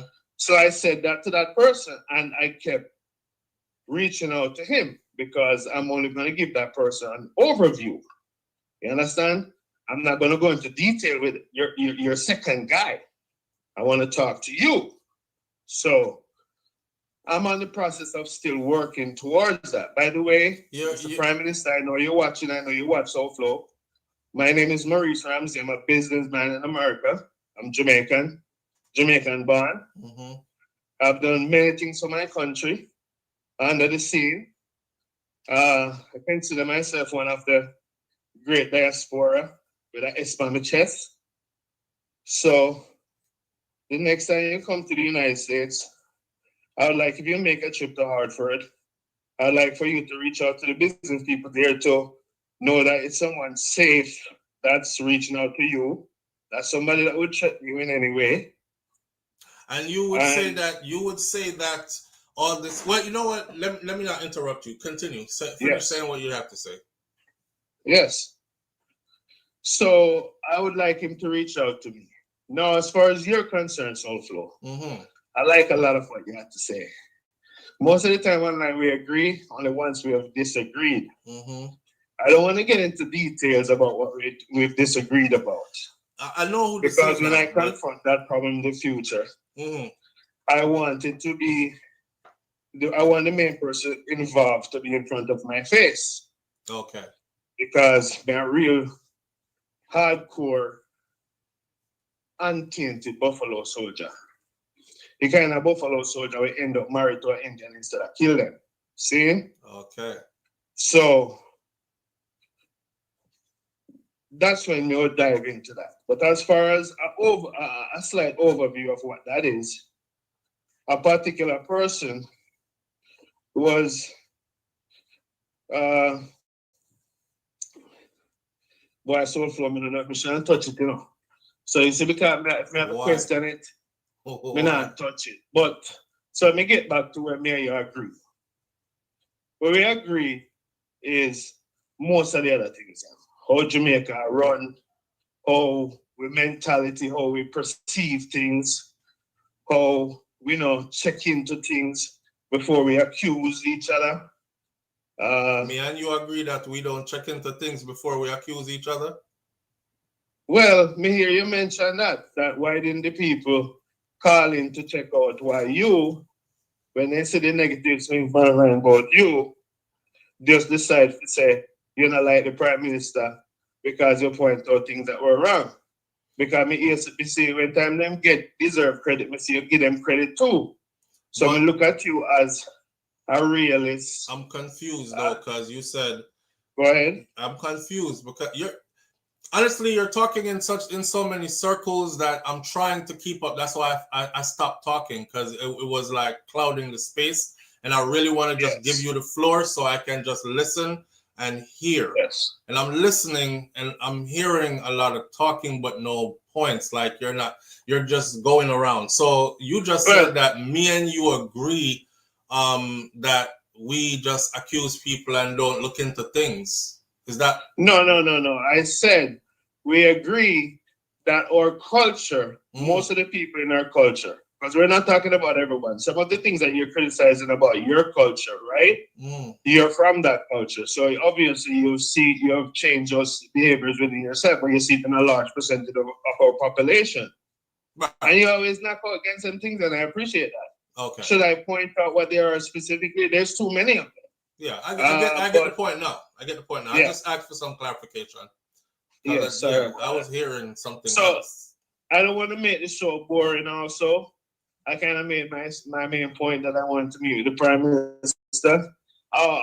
Last thing before I go, as far as you getting into one of those press briefing, I just said it online. My name is Maurice Ramsey. All the powers that be in Jamaica that knows me and knows of me, I would like you guys to give SouFlo an opportunity to come to one of your press briefings to ask some questions. And I want to throw in a little PS for myself. The next time that the Secretary of State is in Jamaica and we have a press conference with them and they bring their reporters, if their reporters are asking things about what's happening in America while they're present in Jamaica, or reporters should also ask questions about what's going on in Jamaica, about whatever, at the same press conference. All right, SouFlo. SouFlo, keep up the good work. Thank you for taking my call. Manners and respect, brother. Give me a call about one next time. See? All right, brother. Walk good. All right, cool. Yes.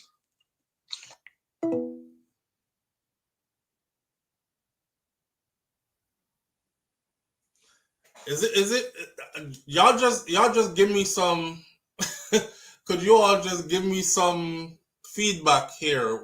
Is it me? Is it me, or Live on the air with SouFLo. Good morning. Yeah, morning, big brother. Morning, family. What go on? You say all the feedback the way I do. Turn down your device. Yeah, me I deal with it. Come never expect forget you. All right. Thank you, family. Because all right. Me just want to say one thing.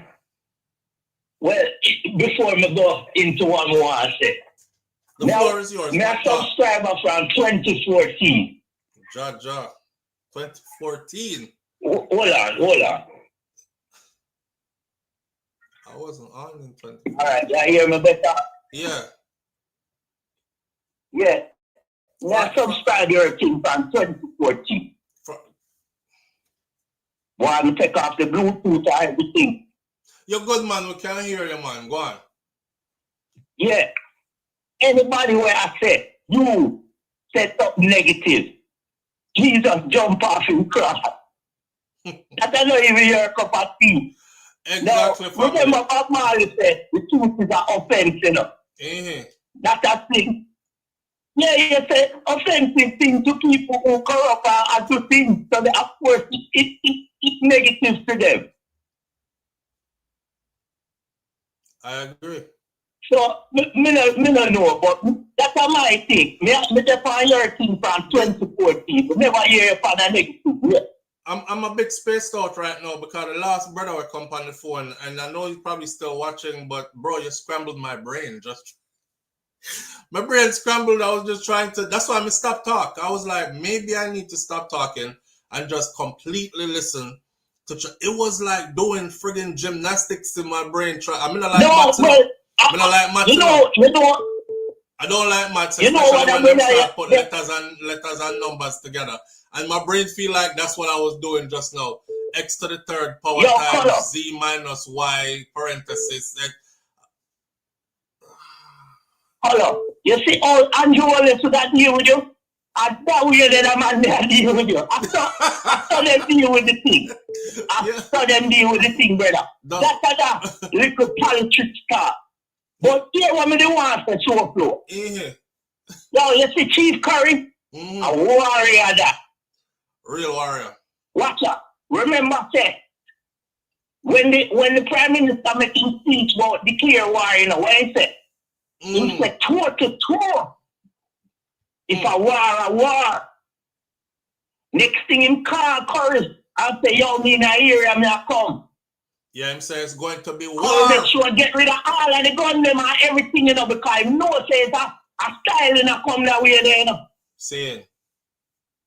So who you see him, the next after he make that statement, then who you see him tour to tour with and look like they're ready for war. And obviously Andrew telling security them that any of them play themselves, deal with them. Yeah. Because security never go on like how them would have gone when them deal with other people. You know them man, they tell them security, yo, watch a man, just be easy. We don't want nothing go on, rear, just, you know? Right. In telling security that any of them play themselves, man, just them up. Yeah. But Curry did not know the rate. That's why you don't see no gun, nothing. No provocation, because it's a style. Yeah. But now watch no face, brother. We are there, and this is the time when the needs are the few, well down here, the needs are the few always outweigh the many, but you see the people them are running, so something will come off for all of this in the floor. You might have to come down here for a train, you know. You're a little more big brother. Respect. Man, I respect, bro. I saw. Oh man. Let's take this call. Live on the air with SouFLo. Good morning. Hey SouFLo, good morning. How are you? I'm good, family. How you doing this morning? Very well, thanks. I haven't heard from you in a while. Okay, so that idiot from Connecticut, Maurice, whatever his name is. Maurice Ramsey. Yeah. That's a plant. It's just a plant. You know how you go overseas and you have plants over there, right? We're not talking about the tree plant. Right. He was so confused, discombobulated. I wish you had just kicked him off. I wanted to hear what he had to say. I give everybody the chance to. So, you know what? It works in our favor too, because nobody can say, SouFlo is the kind of person, if you go over there and you don't agree with him just cut off the phone for you and kick you off. Y'all got to understand what we're doing over here. You know what I'm saying? Agree. He was just wasting time. When he spoke on you talking about the Prime Minister, I was rolling. The only thing I see you talking is about Big Batty Gal. I ever hear you call that Prime Minister name before? Only you talk about Big Batty Gal. I saw. Now, with the second caller, I want to say something, but I'll call you in private. That wasn't a good statement he made, okay, about certain things. Right, but that has to be off the air, okay? Right. Right, and I know exactly what you're talking about, but yes, all right, my dear? All right, my friend. All right, you have a good one. You too now. Okay, bye-bye. Bye-bye. All right. Watch this. Did y'all know that, in keeping along the lines of the Chief Curry thing, and Chief Curry being rejected the offer from Andrew Holness the way he did, I want everybody to go away understanding this. There was nothing about what Chief Curry said that was said in a disrespectful manner. So we shouldn't get a feedback from outside that says, oh, Chief Curry diss Andrew and him styling, brawling. And you know, some Jamaicans talk styling, brawling and all kind of stuff like that. He was super diplomatic. He was super respectful.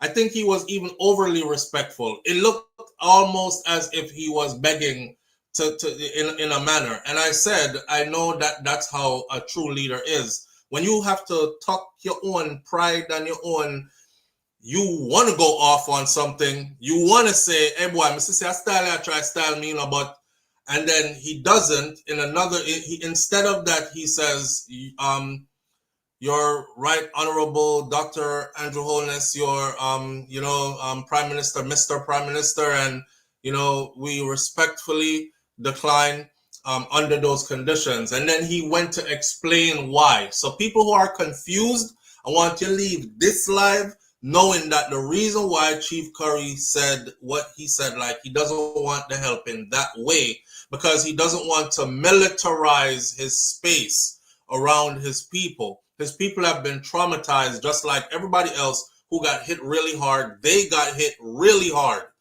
just like everybody else. And he went through lengths to explain that people who have been traumatized, you don't suddenly surround them with soldiers with big guns. Even though you're saying that they're coming to help to rebuild.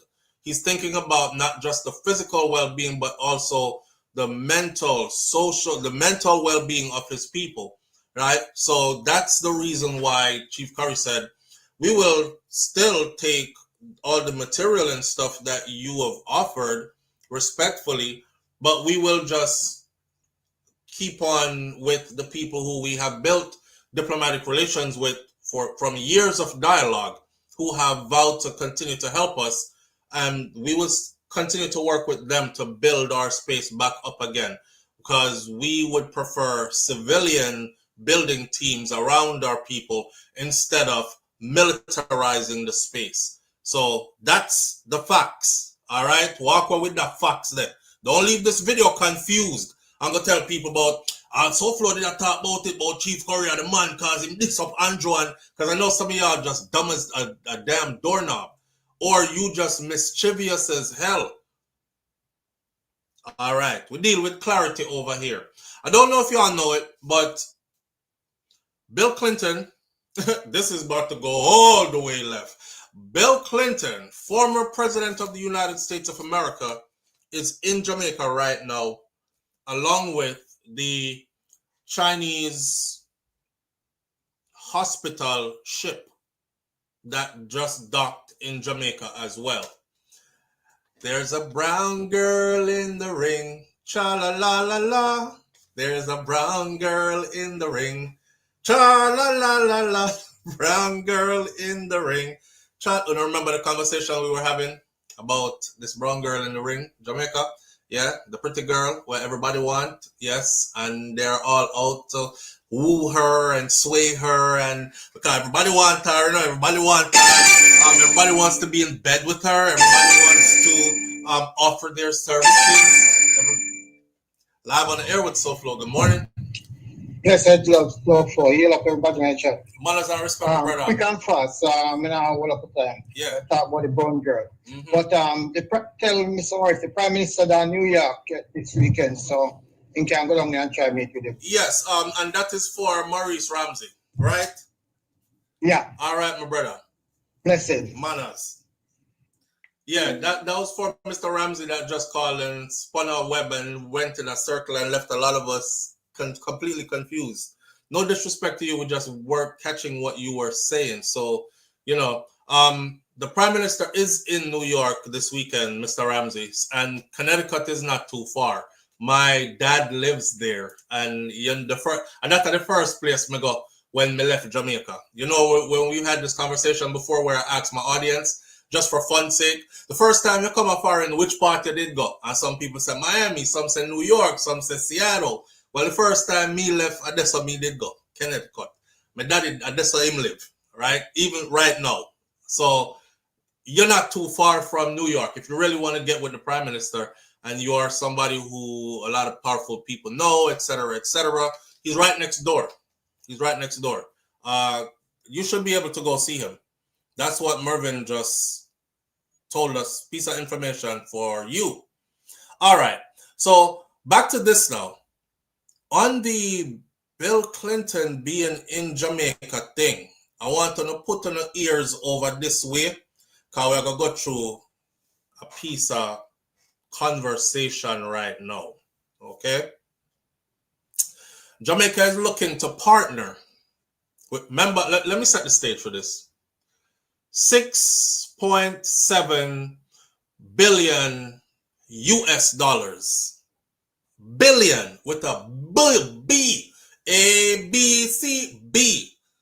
I don't want you to hear million. Billion. 6.7 billion US dollars has been secured by Jamaica, right, for our rebuilding efforts. Some of the money will go here, some will go there. Shout out to the opposition leader, Mark Golden, because I was watching a conversation happen in Parliament where Mark Golden was the one that actually broke down how much of that 6.7 billion is a grant. Grant is money you don't have to pay back versus how much is a loan. Loan is money you will definitely have to pay back. It is a tiny fraction of that money, of the 6.7 billion US dollars, that is a grant, a gift. Everything else is one big rotted loan. Now, I'm not saying we should not have taken out a loan. I know, say if you take out a loan, you better have a way where you can pay back the loan, because people don't just go around taking out loans and have no way to pay it back, right? It wouldn't make sense. With this much money, just touchdown. You ever see one time when dead meat out in a bush or out a road, anyway you see the junker in my circle, a country me come from. So anytime we go out in the back and we look over and we see like a circle of junker way over there upon like Masicka them property, where I say, yeah, something dead over there, so you know, we don't know what, but you can tell so something dead over there. Cause anyway, you see it a circle. Yeah. All right, the 6.7 billion touchdown. So them a circle now. All right. Jamaica is looking to partner with, watch words. Jamaica is looking to partner with the Clinton Foundation to assist with Hurricane Melissa recovery, according to Minister Olivia Grange, who is in charge of government. She is now in charge of government. The Prime Minister said a few days ago he will be in New York on business, conducting the country's business, and he will be back shortly. And in the meantime that he is away, it will be Minister Olivia Grange who will be in charge of government. So, if we never know, she's in charge of government at the moment because the Prime Minister is away. I would have thought that we don't have no vice prime minister, but who is, you know, like how America has the president and then the vice president. We don't have that. I forgot educate myself about that structure in there. Anyway, Jamaica is looking to partner with the Clinton Foundation to assist with Hurricane Melissa recovery. According to Minister Olivia Grange, who is in charge of government, the announcement followed a meeting with former United States President Bill Clinton in St. Andrew on Thursday. In a post on her official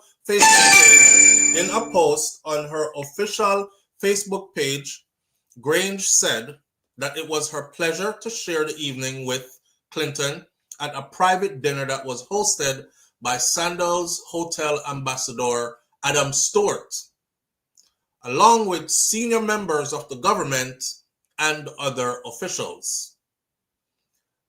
We remain deeply grateful for the tremendous support provided in the aftermath of the Hurricane Melissa, and we look forward to partnering with the Clinton Foundation, said Grange, who is leading government as Prime Minister. Dr. Andrew Holness travels overseas on official business. Grange said earlier on Thursday that Clinton was taken on an aerial tour to observe the damage that was caused by Hurricane Melissa, which slammed Jamaica on October 28, killing at least 45 persons and leaving more than $1 trillion Jamaican dollars in damage. They have estimated it's going to take about $9 billion US dollars to fix up back the place and build back more resiliently and all this stuff. They have secured 6.7 million. They're 80% there already. The brown girl in the ring, she's that beautiful. Some other people got through the same thing and they can't get a dollar picture their way. The brown girl in the ring got hit hard. Everybody wants to be a part of her rehabilitation or her fix-up. What's in it? Watch this. My eyebrows went up though. When I saw the Clinton Foundation, my eyebrows went up. My eyebrows went up when I saw the Clinton Foundation because I don't know if it's just me, but I'm sure you've heard stories yourself. Our sister island, Haiti, is right next door, right?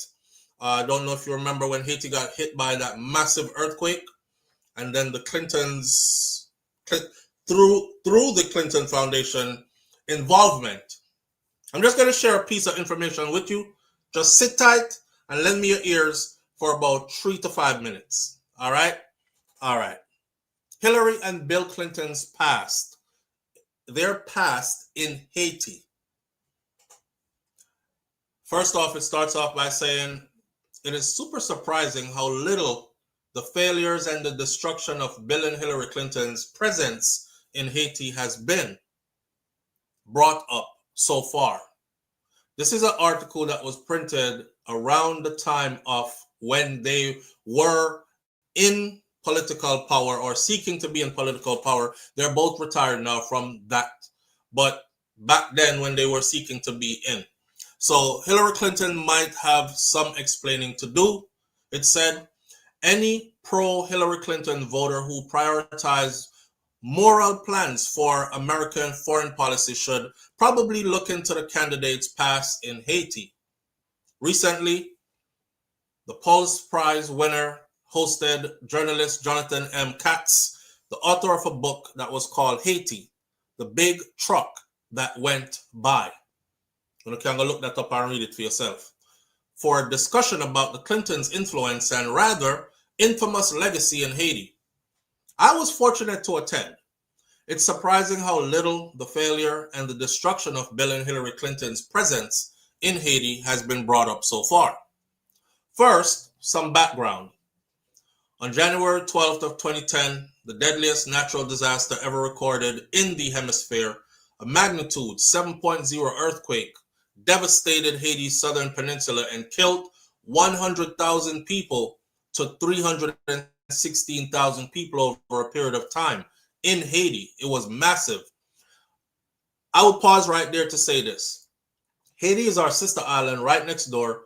They got hit with the biggest earthquake ever recorded in this hemisphere, right? And then Jamaica is right next door, gets hit with the biggest hurricane ever recorded right this way. Y'all pay attention. Okay, anyways. Then former President Bill Clinton and Secretary of State Hillary Clinton led the Haitian reconstruction efforts. Bill Clinton and Hillary led the reconstruction efforts, the Haitian reconstruction efforts, and they vowed to help the country to build back better, stronger. So that should another disaster struck, Haiti would be able to respond more quickly and with more efficiency. That's what they said. That was their plan. That's why they came. Hillary Clinton described the couple's efforts as a road test that would reveal new approaches to development that would be applied more broadly across the world. The couple's foundation, the Clinton Foundation, the same one that Miss Grange said they're looking forward to working with to get in Jamaica on track. The couple's foundation, the Clinton Foundation, alone directed $36 million US dollars to Haiti. Another $55 million was spent through the Clinton Bush Haiti Fund, and then an additional $500 million made in commitments through the Clinton Global Initiative Haitian Action Network, all under their foundation. But what does Haiti have to show for all of these investments? Not much, because not much. Haiti and its people are not in a better position now from when the earthquake struck. The hundreds of millions of dollars and the years of reconstruction efforts have yielded negligible results. For a project so expansive, Hillary has kept relatively quiet over the years about Haiti. Thus far in her, this is back from her presidential campaign, right? People were questioning what happened in Haiti. If you want to run this economy in the United States of America, what did y'all do in Haiti? Because we know about the dollars and cents. We know about the dollars and cents. What did you do there? And why are you so quiet about it?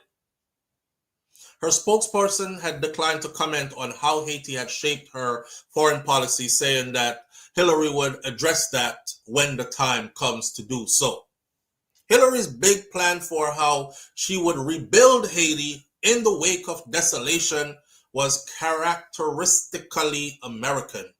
Through business, she said. With big corporate plans on the horizon, Bill and Hillary became exceedingly familiar faces in Haiti, leading up to the 2011 Haitian presidential elections. It's not surprising that Michael Martelly, the candidate who vowed to open Haiti for business, was ultimately the victorious one. A former Haitian pop star, Martelly was first eliminated when he finished third in early balloting, before he convinced the other political parties to accept him back into the race. Katz said that this vote was fraudulent. Y'all understand that what just happened? He was eliminated first round. He somehow convinced them to let him back into the race. Martelly, a businessman and a strong proponent of foreign investment in Haiti, was attractive to the U.S. State Department. He added that Martelly very much had a Clinton view of Haiti and a Clinton view of the world. They were in Haiti working with Martelly, influencing Martelly. That's how Caracol Industrial Park, a place in Haiti, a 600-acre garment factory geared towards making clothes for export to the U.S., was born in Haiti in 2012. Bill lobbied the U.S. Congress to eliminate tariffs on textiles that were sewn in Haiti, and the couple pledged that through Caracol Park, Haitian-based producers would have comparative advantages that would balance the country's low productivity, provide the U.S. with cheap textile, and put lots of money in Haitian pockets. The State Department promised that the park would create 60,000 jobs within 5 years of its opening. And then Bill declared that 100,000 jobs would be created in short order. But Caracol currently employs 5,400 people full-time. The entire concept of building the Haitian economy through these low-wage jobs is kind of faulty, don't you think? They fell very short, from 100,000 to 5,479 to be specific.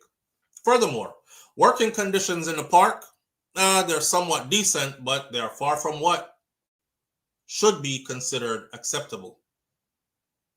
Jamaica, now listen. Not only did Caracol miss the mark on job creation, but it also took jobs away from the indigenous farmers, starved them out. Caracol was built on fertile lands, which Haiti doesn't have much of to begin with. According to Katz, Haitian farmers feel that they had been taken advantage of, and their lands, their fertile lands, were taken away from them. And they have not been compensated fairly after. Hundreds of families have been forced off the land to make room for this Caracol. Do the maths. The Clintons led the aggressive push to make garment factories to better Haiti's economy, but what it really created was wealth for foreign companies in Haiti. This trend was echoed when the Clintons helped to launch a Marriott hotel in the capital, which has really only benefited wealthy foreigners and the Haitian elite. Mark Dessa, senior advisor of industrial development in Haiti at the U.S. Department of State, said that many of the Clintons' promises remain unfulfilled and many more projects are half-baked. Haiti remains the most economically depressed country on the continent. If Hillary wins, back when she was going, they said that U.S. policy that was geared towards Haiti would undoubtedly be expanded, meaning even more money would be funneled into that Caribbean nation to fund the Clintons' projects. So there's a pattern here of, for better or worse, according to Katz, the truth is that we don't actually know how much money had been thrown into that Caribbean country to rebuild it, because somewhere along the line, the dollars and cents became very elusive to track. There were a lot of stalling to economic growth, and the country's politics headed for a shutdown, and then internal strife seemed imminent. The introduction of accountability for the foreign aid industry is the most important change that can be made. Humanitarian aid does nothing positive or productive if there are not institutions in place managed by individuals who actually live in these countries and have the country's best interest at heart to oversee that the aid is serving rather than hurting the people that it is supposed to help. The Clintons' efforts in Haiti have fueled political corruption, destroyed arable farmland, good farmland, and has forced hundreds of families to leave their homes and their jobs to make room for a factory that has not given even a fraction of the amount to Haiti that it has taken away from them. If the introduction of accountability is the way to go, then we first need to start talking. So, Bill, you're in Jamaica.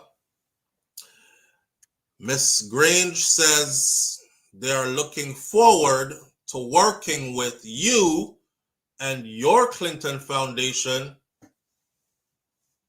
Talk to us about Haiti.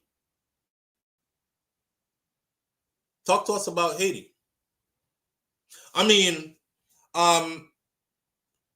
if you don't think that we need to have this discussion, then you are as slow as a slug crawling uphill on a hot summer day on hot pavement.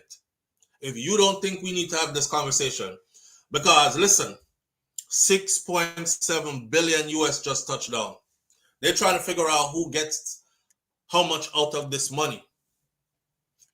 Don't y'all notice the Prime Minister's wife now has her foundation? I mean, her foundation might have been established a long time ago, so I don't want to talk out of pocket, but everybody have a foundation now. These foundations in a lot of ways could be set up just to collect money. I could set up a foundation and I could say, help SouFLo feed the children of Jamaica, because I'm passionate about the children of Jamaica. And everybody from my platform know, if it's even $1, me have to give it, man. $5, $1, $10, $2. Now, over time, it adds up, right? Now, SouFLo is sitting on like 20 million US dollars.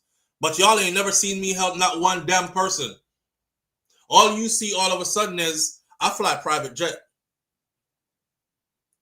I have a security team. I live in a mansion. My personal car is 350,000 US dollars. It's a Rolls Royce Phantom. Oh, and I have a Lamborghini as well. I'll take that out as a sport. And we have a yacht. And my children go to finer schools. Want to see where I'm going to go with this? Y'all see where I'm going with this? So checks and balances and asking for accountability does not only extend to me checking our Prime Minister and demanding accountability for how this money that you borrowed on Jamaica's back is going to be spent. Because if you borrow it in my name, okay, we borrowed it. We were down and out. We needed it. But let's talk about how we're going to pay it back. Let's talk about how it's going to be spent. Because if it was borrowed in my name, I need to know where every dollar is going. It doesn't only go to my Prime Minister. It goes to whoever else, outside entity, is coming in.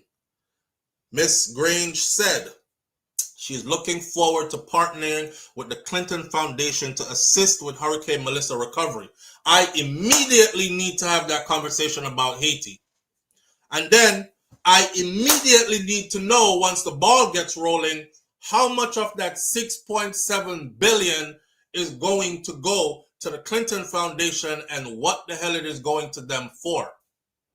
Are they raising money outside and bringing money into us? Then that would be a whole different situation. I'm applauding that and I'm saying thank you for that and come on board. But if this is a case of give us some of that money and let us show you what to do with it, I'm going to need to be eyes wide open on this. Let me say it again. If this is a case of the Clinton Foundation raising money on their own, I don't care who they want to rob out there. Raising money on their own and saying this is for Jamaica and they're bringing it to us. Matter of fact, don't go rob nobody in our name neither, because we need to know that too. Once it have our name on it, we need to know. Don't go rob nobody in our name either. But we're going to need to know how the money is moving once you're involved. Because you see, there's a track record here. We see something that happened before. And you know the old saying that says history repeats itself. Yeah. So we don't want what happened to Haiti. Let me break it down more for the people who don't understand this, right? Let me break it down more for the people who don't understand this. Jamaica got hit in her breadbasket. We're talking about super fertile land where the majority of your produce and everything comes from. Don't y'all see the similarity to the case that I just, the story that I just read about Haiti? It was their super fertile land. It was their rotted breadbasket. you heard them talking already in Jamaica about moving the people them. Some people are going to have to be displaced and then put somewhere else because we might have to rezone some areas.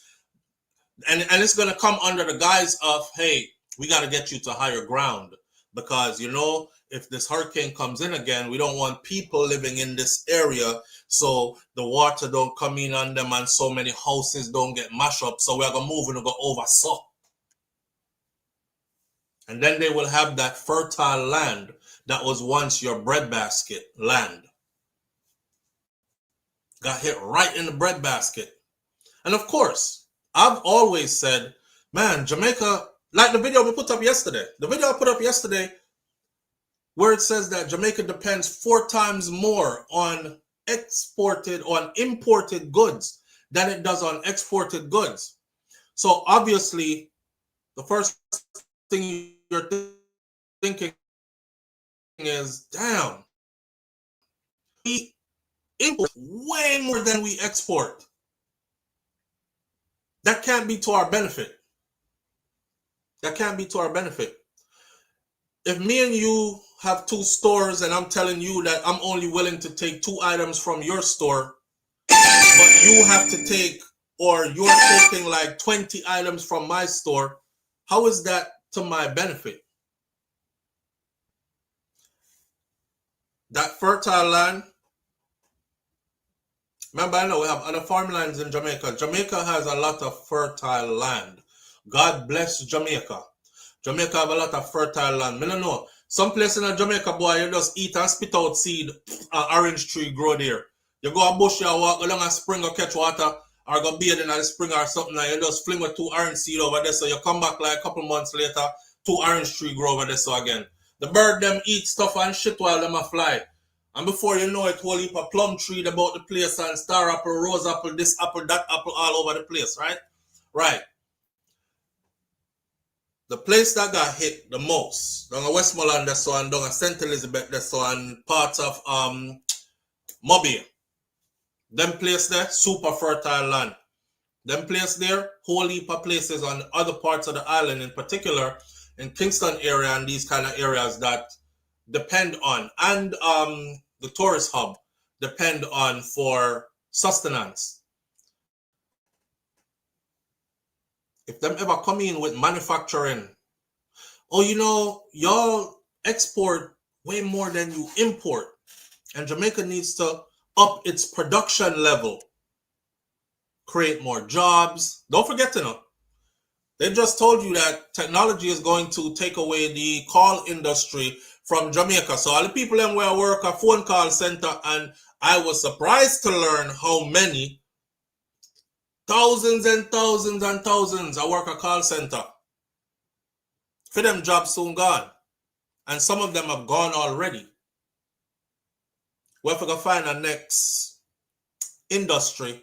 Because we can't have all these people just here, you know, ain't nobody working nowhere or nothing. We have them, they're available. What do we do here that can boom? Oh, let's open up a manufacturing plant.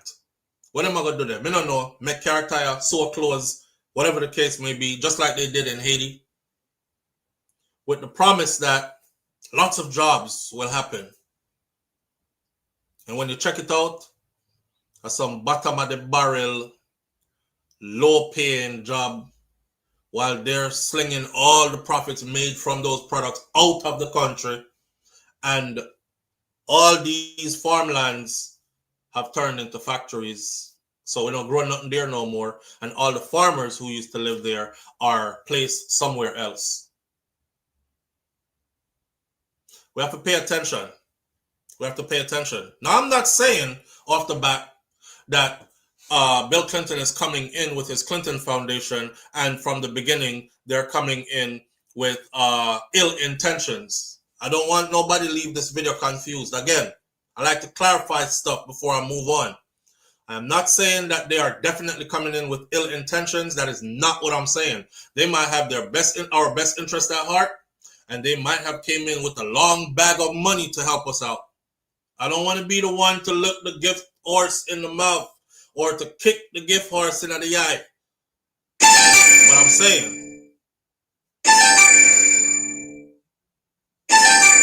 pay attention. We're going to need some clarity. Live on the air with SouFLo. Good morning. Good morning, SouFLo. Good morning, family. How you doing? I'm doing good, and you? I'm doing good. You know, I can't complain at all. Talk to her now. Yeah, well, you have a keen eye for things. That's why you see detail. Now, Abraham Traore was saying the same thing to Jamaica, to the Prime Minister, what you just said. Because the people who have keen eyes and people who think and people who can strategize things will see things. But the small Jamaicans, they don't see because they can beg us and cuss us while they are begging. Yeah, and scam us too. I saw. I wasn't aware that that was said to the Prime Minister. I mean, Bill Clinton just touched down yesterday there, so you know, I'm going off of this whole Haiti thing, and I mean the track record. Yeah, no, you don't watch other people's articles. Yeah. Yeah, the track record is there though, so we need to ask questions. You know, we need to ask questions, and we need to have this conversation.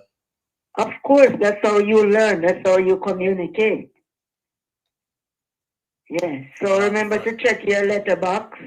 Okay. Yes. Oh yeah, we have to go check it anyways today. Okay. Take care. All right. We have to go in the mailbox today. Have a great weekend. All right. So you're having it this Saturday, 1 to 3? Yes. Thank you. All right. I appreciate you greatly. Thank you. All right.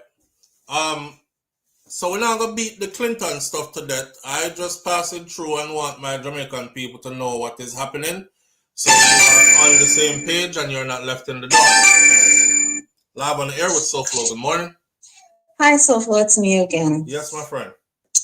All right. I just want to say something quickly. You know that the Clinton Foundation, when the earthquake, when it happened in Haiti, the Clinton Foundation went into Haiti to help, quote unquote. Right. And left Haiti owning hundreds of acres of land. All now the people them can't see the help. You're aware of that, right? Yes. I'm going to say it again. They went into Haiti to help. And came out of Haiti owning hundreds of acres of Haitian land, where Haiti has nutrient-dense deposits of a material called iridium. All right? Iridium is probably closest akin to, is as powerful as coltan that comes out of the Congo, which somehow is always in crisis. You know, I looked it up, and it says that iridium is more expensive than diamond and gold. All right. So what that tell you two things. One, it tells you, as you said, when there's dead animal, the crow them start swarm. There are resource-rich areas of Jamaica that are not even being discussed. Right? Again, the man went in to help and came out owning acres of land, resource-rich land. All right. You hear that, right? Yeah, clear. Very good. That's all I have to say. All right, my friend. Thank you. So, like I said, I love this audience. Hey, shout out to each and every one of you who have a thinking brain with some intelligent thought and can communicate without and come on from a prime minister back now. And without doing all that, this platform is for you. And I appreciate you so much being here.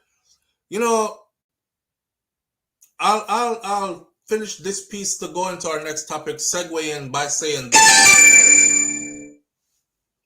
This conversation needs to be had. Now, Jamaican people, Jamaica asked Miss Grains if she is having this conversation. Live on the air with SouFLo. Good morning. Hey, SouFLo, what I want? I'm there and the family want me. I'm there, I'm up on the road, so I give a call. Talk to him. Me mentioned Clinton a while ago. And me said, don't go Haiti to go rape Haiti and come out the rich man. Yeah, that's what the sister just said, which is true. Yeah. Well, look here, the issue is, you might me and your brother talk say, we used to have orange drug growing all of a sudden.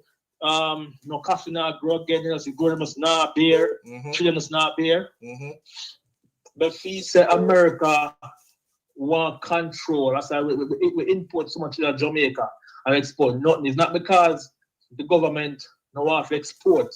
But he said America want to control the Caribbean to say, okay, we rich or the poor. So like they don't have no choice. That me think. Me think that even if the Prime Minister, if we have a great Prime Minister right now, we're going to agriculture, farming and something, I want to export some good ideas. But he said they demand to get blocked by America somehow. If someone export to Canada and some European country, just like how the politician come to Jamaica with their passport and so on. If them not come to Jamaica again and say, yo, well, stop export certain things. And some people say America is the one of the reasons Jamaican economy now don't go because they want Jamaica to remain a third world country. What do you think about that? I'm going to left it there, sir. I'm going to left it there, sir. You know, yeah, I'm going to left it there, sir. Yeah, you don't want to say too much about them. No, I'm going to left that. I understand, huh? But kind of coward to come there and look my face now. So. All right. So look at that. You want me? Who for face there all over this? But what do you think about that? We're not ready to left it. Left it there, sir. I got left it there, sir. But look at that. Yeah. After something though. But she said the only way we as black people can be of some value is for, as I mentioned, be creators again. Invent something where we have a code for it. But them can't unlock the code and we not give this recipe like KFC. You know what I mean? So chips, we create some chips. We didn't need not some new model TV where our chips were better than even the Chinese them. But see, so we have the knowledge. You know what I mean? So, but my fees inside the government we have just not smart enough or care enough for invest in the youth them. Because youth them smart. You know what I mean? I will keep on as if a China alone is smart and a white man alone is smart. But we are smart Jamaica because we have some of my family too. You know what I mean? So I know so we can invest in the technology and not only just farming. You know what I'm saying? Jamaica needs to look into that data more, put more funding into it. But as we said, the government not care. So it's like, man like me what talk, it make no sense. Because I'm not a punk, they can't do a talk when they're not going to care. You know what I mean? But I just look at thought that put across, man. So we need to focus on technology because we're as intelligent as any other nation. You know what I mean? All right, brother. All right, big up yourself. Respect. Yeah, man. All right, good. Couple of things. Lulu Ridges, I think Brahmo Wright answered your question perfectly. I left your question on the screen because I wanted as many people to see it as possible, and then I left Brahmo Wright's question answer to your question on the screen because I wanted you to not miss it as well. I can't say it any better than that. Now, somebody said something about they Googled the information and it must have been removed from Google because they're not seeing. All right. It's just like the other day when we were trying to tell a lady on here that there are capabilities out there to manipulate the weather. This is not no big secret. This is nothing being blown out the water. This is known, right? And she is like, "Oh, no need to turn to Jesus, Lord God, man. Oh, no, and these things want to keep on and make up. No, no gone so far. I talk about people that manipulate weather. People can manipulate weather. What kind of foolishness are you talking? You know, it baffled me that in 2025 there was a grown woman out here, and many others like her, who, when you mention that the weather is manipulatable, they have showed us that they do it. Them still tell you, say you stupid. So when we showed the video of the scientists, they have a huge lab where they replicate the weather and the weather conditions and how they control it. And the guy said to him, oh, so you can like, you could create he says, I can create a category 5 storm. And I thought, oh shit, because a category 5 storm just hit Jamaica. The scientist said, yeah, he created a category 5 storm in there just to see if this building he built could stand up to it. And remember when I said that can't be good, because that kind of invention, how could that help somebody? You see, sometimes we're looking at stuff from one direction, right? And I was zoned in. And then somebody called and said, SouFlo, you said can't be good, or somebody should call in and tell you, how could this even be good in any way? It's like the person said, well, because the scientist said it can save lives in the future. And I said, how could you create a category 5 storm thinking that could save lives? He said, well, SouFlo, because when they create it in that controlled environment, they can use different materials to build, and they can put buildings in that big old lab that they have, and they could run a real category 5 or 6 on it, and they can see if it's able to withstand that winds at 195, 200 miles per hour. And if it's able to, then we know that, okay, so we have to upgrade to this type of building material, this type of building codes, so that we are now able to withstand. Because with global warming going on and them telling us that more of these hurricanes are going to be coming more frequently, it won't be a once in a lifetime thing anymore. It makes sense to be able to replicate a 5 or a 6, not wait for one, not build a whole community and wait and hope. Well, I hope it's strong enough, and then a category 5 come and blow it when you're like, okay, we have to go back to the drawing board now, right? Instead of doing that. So it's an advancement of technology that we're seeing. And I want to know if you know, say it is real and it is out there. It's not always conspiracy theory. It's not always we saying, them send the hurricane to blow down Jamaica. That's not always what we're saying. When we tell you, say, the technology is out there to do it, believe, no man. Believe. Now, for the person who said, them probably take it off Google search, them owning any land or anything in Haiti. First of all, right, just like how the woman didn't understand that there was technology today, there are ways out here, and a lot of you know this too, there are ways out here that you can hide yourself completely from the internet world search. Just like the same way you can look up somebody, you can't get them full name, you can't get their address, you can't get what properties they own anywhere, you can't get, and then you look up other people and you can get everything about them, right? There are ways. And then the higher up the ladder they go, the more involved they are in like government or whatever else, then it becomes even more secretive and more easier for them to wipe out stuff that you might be searching for. Let me go look up to see if this is true. And you won't find a damn thing. You won't find nothing. People put their trust, people put their stuff, or it's wrapped up in a trust. And if you don't know the name of the trust, or if you don't know the name of the corporation, or if you don't know the name of then you won't know who owns what. You understand? All right.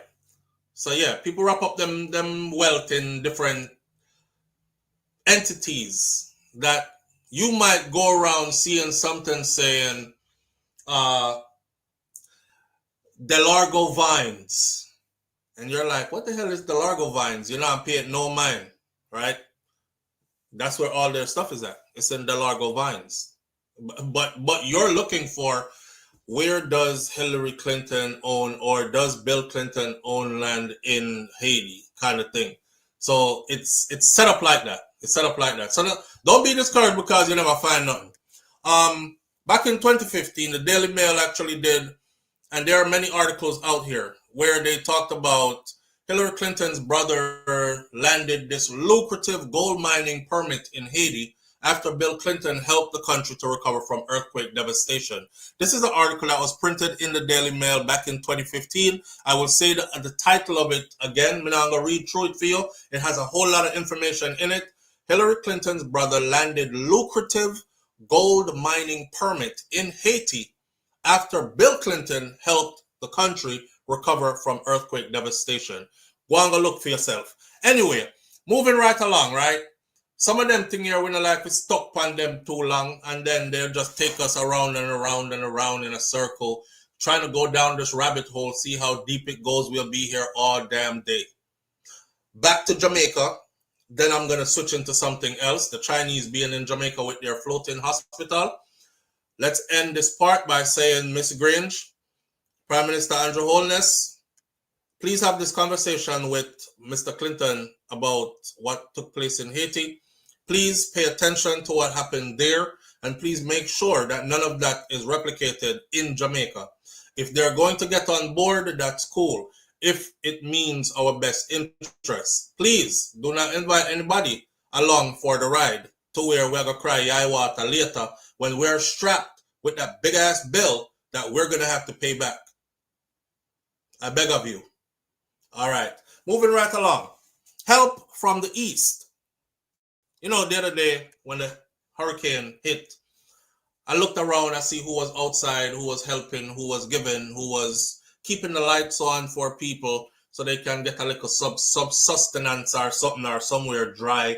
And the Chinese people were missing at first. And I did speak about it. I see some people say, boy, SouFlo, you have to stop this thing, man, this division thing. Because a foreign me there. And my brother just sent me a video from Jamaica where him say, Chinese people, I help people. I said, let me clarify it for you. Chinese people own majority of the successful businesses in Jamaica. If you're thinking about communities and what community owns more of what, them have a successful business or multiple in almost every major city, not almost, in every city in Jamaica. So, you should not have seen one video of a few of them. You should have seen a whole lot of videos. Then y'all came back and said, well, people helping out. And it's not everybody want to help and record at the same time. Kind of everybody look for like social media fame like the rest of them. And I said, my. Isn't it crazy how you just jump to defend when your real question you should be asking is how come they're locking up their business and going about their business and leaving the people outside? Remember the sister that did the video? And she said they spoke to the guy, the Chinese guy. He came into the community to check on his business because he don't live in the community, which is how most of them do. They have business in your community, but them don't live amongst you in your community. So him come down, probably live at Kingston where it was not hit so hard. So he came down, right, and checked on the place, and him realized that everybody things blow about film business good. And he has generator and everything, him turn on him light, him, get the generator going, make sure say everything that is in a freezer stays frozen and blah blah. The woman them and the people them run down upon him and say, hey, Mr. Chin, open up the business a little bit, no man, make we get some food and something, everything blow away, we did buy stuff for the storm, but the whole light in the water, it wet up, we not even have water for drink or nothing. Him say, soon come, man, soon come. Line up outside, I soon come. Him go around at the back. Them say, light, come on, him check him business, him set up everything. Him jump in him car and drive where I left them outside. Live on the air with SouFlo, good morning. SouFlo, my brother, good morning. Go on, King. Boy, I'm there about, See? pain in my heart. I saw. My brother, I just come off of the phone with my cousin. in a Petersville. That's Westmoreland. Westmoreland. Mm-hmm. Yes, my brother. I talked to them last night. And when I finally get through to them, 1 yard, 4 house now have no roof. And a whole heap of them moving at 1 house. And at them, I drive the community effort. And she tell me, say, I'm not afraid to tell her when she tell me. We just start for a little while, I try to merge it all, but it couldn't work because she said, me have 200 meal when we get from World Central Kitchen. A 1 meal a day the people them can get. 1 meal a day. You see me? The next thing she tell me, she said, and she have her book, so me I go make, but it does that she can't call in during the show. And she me I flip her page. She said my cousin, she said plane, but a helicopter she means. She said well, American helicopter come. November 7th. Twice. Subsequent, no other drop. November 7th. Yes, November 7th. You see? She said she getting what the effort that she getting is from private citizens, private people who come and she share out the house. Remember now, you know, she sent me a picture of her house and all of them house, and them I look through the roof. But she, like all the way, we know, so we have to pick up the pieces and move forward. Say. When we talked to my other cousin last night, she tell me said. The water where them drink get are only for drink because which part them there river not there. So I'll know them still a wash clothes from the storm we wet up because mildew. Them a wash clothes and a wash sheet. She said if you go there and I tell her say you know how you go we have to make a trek soon. Say. You see. She said if you look on in a tree. You see people clothes up in the top of tree. Mattress out of a float of people outside fridge. So the place still look like so the storm just passed. All right. I saw a video yesterday. Eastern Spring, which are my dad's place. Bush you have to walk through. And you have to walk on stone on your hand for going to them area there. So it's important. You see, me never called it before. Because one thing when we observe is that one thing with vloggers is that them what them show is unbiased. Right. So if them see the government out there and do things, them would have did video it too. Right. How much of them that we see? None. I have not seen that one damn video where anybody can say, yo, we come around here, come look for the people and give them some food and stuff, you know. I see the people, see them here. Government people are here already, man. It looking good, man. Yeah. Not so even we see one. Ministry about the little thing, but guess what? The people, then whosoever have the aid, we beg you, release the aid.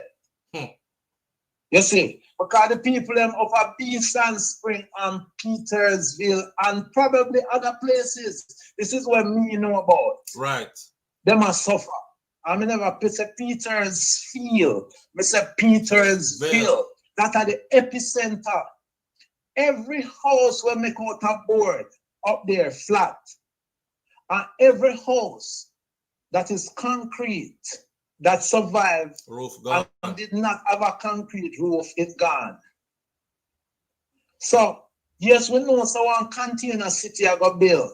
But look, sending the people, JDF have them engineering departments, send them in and look for those houses and find a way to get those houses that only have roof gone secured. So if it come again, you don't have to spend the money on the container. Then I say container not needed for other places, you know. But try and just step in from a social point of view. Right. It's still bad, my brother. A ground zero that, and I think we should treat it that way. When we hear that, my brother, 200 meals, and she said to me, say, yo, I have to go share them now because we can't come on SouFLo. Because she have to make a decision between coming for your own and feeding 200 people 1 meal a day. She name near that party. John, no. You're rough like that still. You same way, my brother. So the news and everybody gone, but the people them must suffer. And this is a whole month and a week pass. All right. Damn. So, my audience out there, I know, so I take up a whole heap of time, but me I go tell you, and that's a reality. John, no. Blessings, my brother. Manners and respect, bro. So, like I said, when we start to talk for the people who actually, you see all that money that just came in? One thing that's bothering me already is, I wasn't going to say this, but I'm going to say it, but I'm still going to watch, right? Why them act like so that money is for the whole of Jamaica? Watch what I'm saying now. The money what just came in, the 6.7 billion US what just came in. And we say, yes, we get the money. We can start do some things. First of all, nothing is being treated like an emergency. You know, you're there, you're yard and you're hungry. I don't know if you ever live them kind of life yet. I have said no food now in the house, but me have a checker come. When the check come, what the first thing you do? You go get some food put in at the house immediately. So money land, and they're not moving like anything is urgent. They're still with pen and paper in the meeting phase. They're planning some more, and the plan has to be to perfection. I could do it like this, man. No, I don't like that one. I could try it like this way. Yeah, but first I could sit down a little bit and think if that really going to work. All right, what you say, opposition? You want to argue it out? It's going to work, you don't think it's going to work, you don't have nothing to say. All right, I could move on to our next plan. That's where they're at with this. Between them moving so slow and them acting like that money came for the whole of Jamaica. We're going to fix up the whole Jamaica with this. We got that money in an emergency situation for the areas that were affected badly. It's supposed to be used like it's an emergency. Just like how we got the aid, tons and tons of aid in an emergency situation because people were looking and they said, damn, they're not going to have no electricity for a while. All their power lines down. Send generators. How you take them generator there and store them up? The only reason you got them is because people who donated them said, the people ain't going to have no light for a while. Send generators. You store the rotted generator them and say, well, we're going to think about how to give these out. We're going to lend them out. But let's see. Churches and government buildings, them should get first. And then we're going to think about who next to lend. And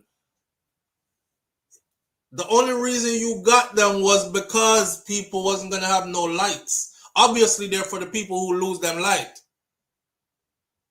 Same thing for the food. And all the other stuff. Them send bedding for the people them who house blow away and them have to go sleep on the floor. Them send first aid for the people them who are going to need it because they're battering through this. Them send water contamination kits to decontamination kits to decontaminate polluted water because it's for those areas. See there, leptospirosis, I take over the place. They are up to now 71 cases or 91 cases found now. I remember last week I did 9 dead and 15 cases. And what did I say last week? I said, a matter of fact, at the beginning of this week, it was Monday.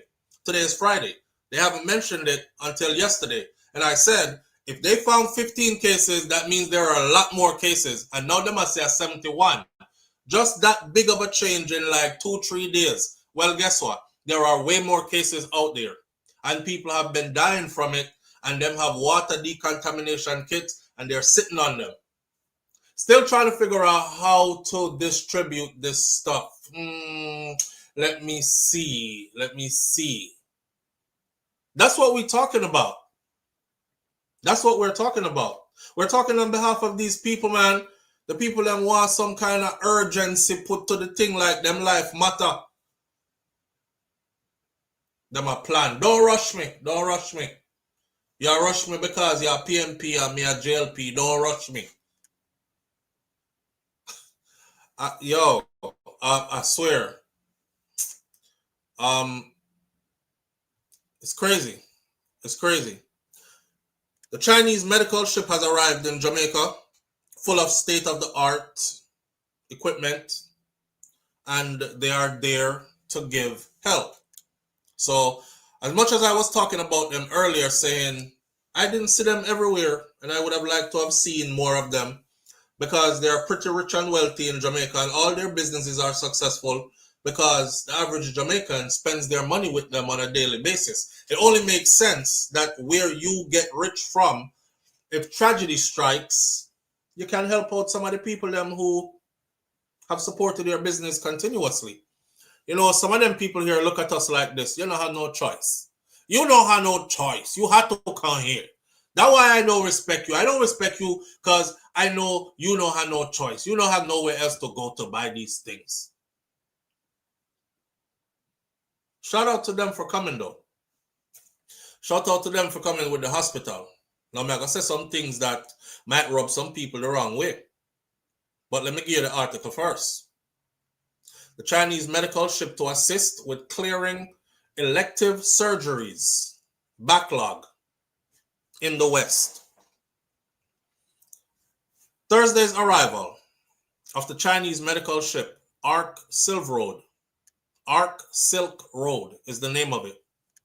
They will help local healthcare professionals wade through an extensive backlog of elective surgeries that have been postponed because of the hurricane. You know, all our medical facilities, majority of them were damaged. XYZ, who did have surgeries scheduled, were postponed indefinitely because we don't know when the place will go up and running again, blah, blah, blah.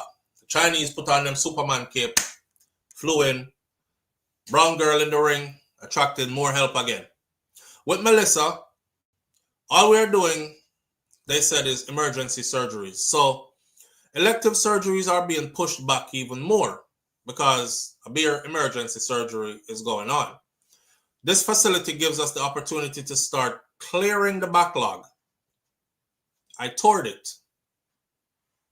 It is a first-class, modern hospital with everything in it. Western Regional Health Authority Clinical Coordinator Dr. Delroy Frey told journalists on Thursday, which is yesterday, during a visit to the Montego Bay shipping pier where the vessel is docked.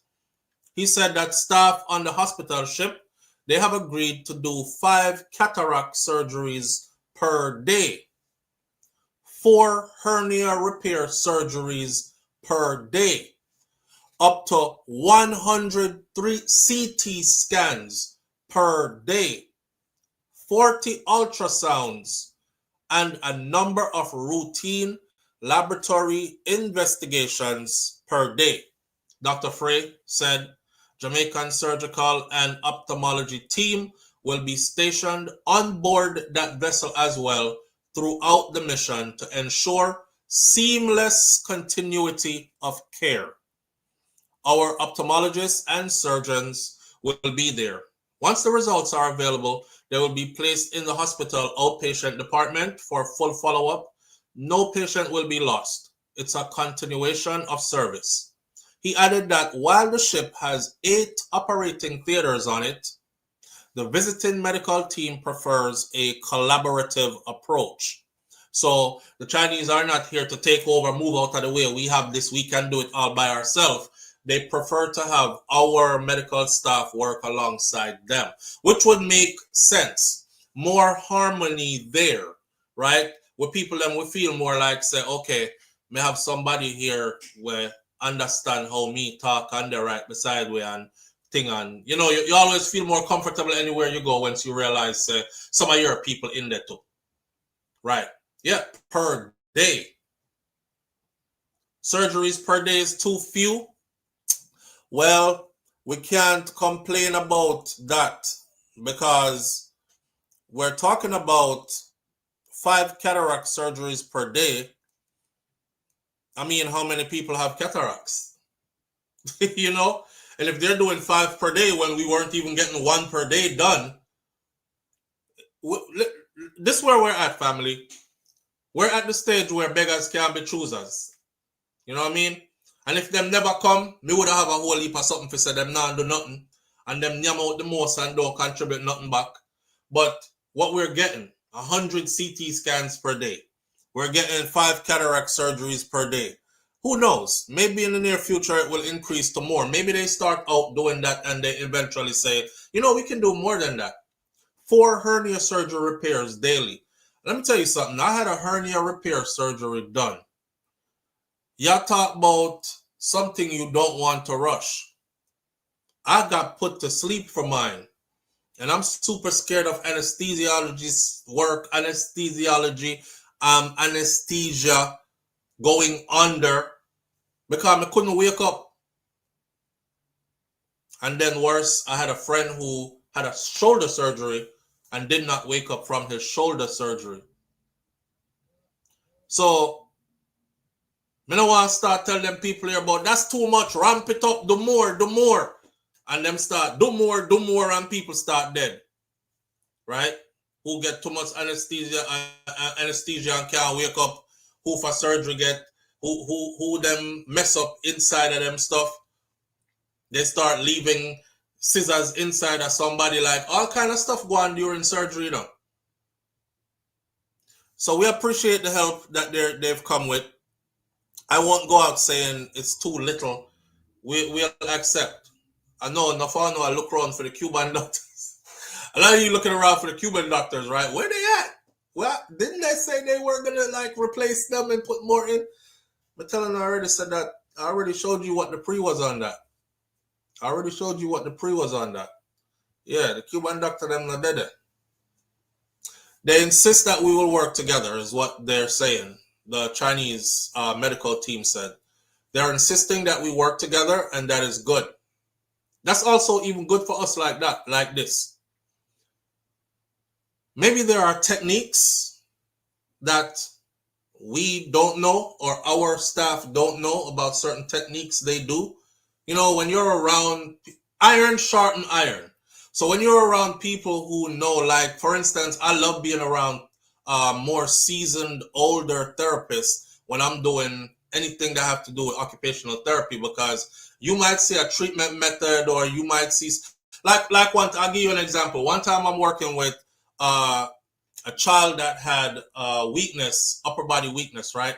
Bilateral upper extremity weakness. And so he would try to write, and his arm would get fatigued easily just writing. So I'm gonna write out 4 sentences. After the first sentence, the poor little picnic arm gone to sleep. Who would have known that laying on your back under a table and putting up, tape it to under the table for the little youth, and then we put pillow under the table, and we put blanket, and we lay down power back, and he under the table writing like this, and tracing and coloring and doing like this. It was actually strengthening his upper extremity, his hands, his arms, to be able to write for that long. So I would have never known that technique had I not chosen to be around somebody who was more seasoned in the field, right? So one of the things that could come out of this for us is that working side by side with them, it's good that they're not pushing us away. And 2, we can definitely learn some techniques from them as we are working, right? They insist that we will work together, and that's good. And there will also be a language challenge, of course. So our team will help with notes, follow-ups, referrals back to the hospital, etc., said Dr. Frey. During the official welcome ceremony, the Chinese ambassador Wang Jingfeng said that the visit reflects the deep and long-standing relationship or ties between these 2 countries, China and Jamaica. He pointed out that the Chinese Navy's Peak Ark last visited Jamaica in 2011, providing services to more than 1,500 patients, and described the return of the Chinese hospital ship as a significant milestone in China-Jamaica relations. The ambassador noted that in the wake of the Category 5 hurricane, China has provided $2 million in grant assistance. Grants money that you don't have to pay back, along with $2.1 million in humanitarian relief supplies, including instant food, lighting equipment, tents, prefabricated houses, garbage trucks, water trucks, diesel generators, and construction equipment. Our sincere hope is that the China's assistance will make a meaningful contribution to Jamaica disaster relief and reconstruction, he said. Montego Bay Mayor Richard Vernon made the point that the floating hospital had arrived at a crucial time, as many residents are seeking medical care at the time and our facilities are in the condition they are in. Not only for storm-related injuries, but also for long-standing health issues for some of our people as well. The burden on our healthcare system at this time has been very heavy. This visit from the Chinese floating hospital provides some relief, even if for 3 days. This stop in Montego Bay shows the strength of our partnership with China, the commitment of the local Chinese community, and the ambassador who went above and beyond to ensure that we got to stop from the floating hospital here in Jamaica. They're going to float off to somewhere else in a few days. Yan Seng Lee, speaking on behalf of the local Chinese community, added that the visit offers an invaluable opportunity for Jamaicans who are seeking comprehensive care.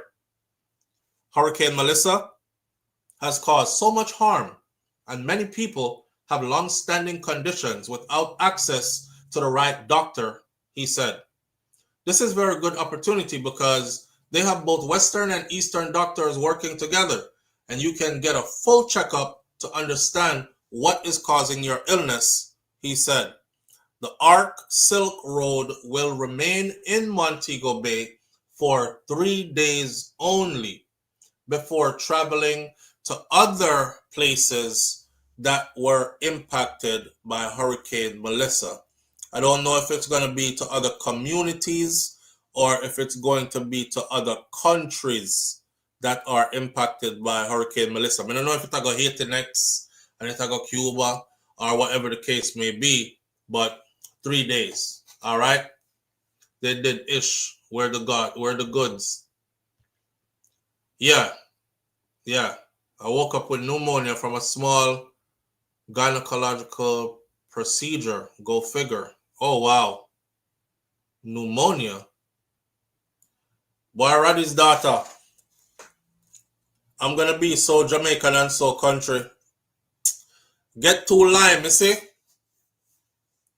Get 2 lime and juice them. And just drink the raw lime juice. I've been doing that, and it works for me. I don't know if it'll work for you. You know, Jamaicans stay already. Boil 1 cup of Cersei and squeeze 1 lime in it. It tea got bitter, you know, but it all just clear out everything out of your system.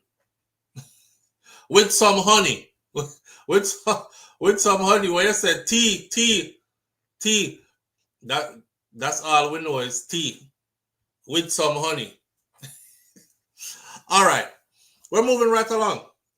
I'm going to go off the wall right here, off the cuffs. We have 11:38. Oh, damn. I have to be done by 12:15, the latest. This is a moment for... Let me run through the Donna Lee Donaldson, something that's happening right now, right? Donna Lee Donaldson situation, the case is going on with Noel Maitland. As you all know, Noel Maitland is the police constable who was dating Donna Lee, and she's a 24-year-old social media personality / young businesswoman who went missing after her boyfriend picked her up a couple of years ago and has never been seen or heard from since. I don't mean to not answer your call, but the way I'm moving right now, I'm pretty sure whatever topic I'm talking about now is not the topic that you're on. All right. And we don't have the time. I'm sorry. So unless you have a call on topic, then we can't take a call right now. See?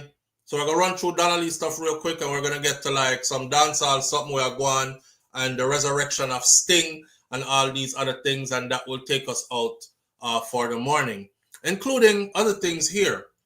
Let me do it like this. Before I go into the Donna Lee something. The producer, Lil Rod. Lil Rod said yesterday that, y'all know that Sean P. Diddy Combs is in prison, right? And Diddy is doing his time.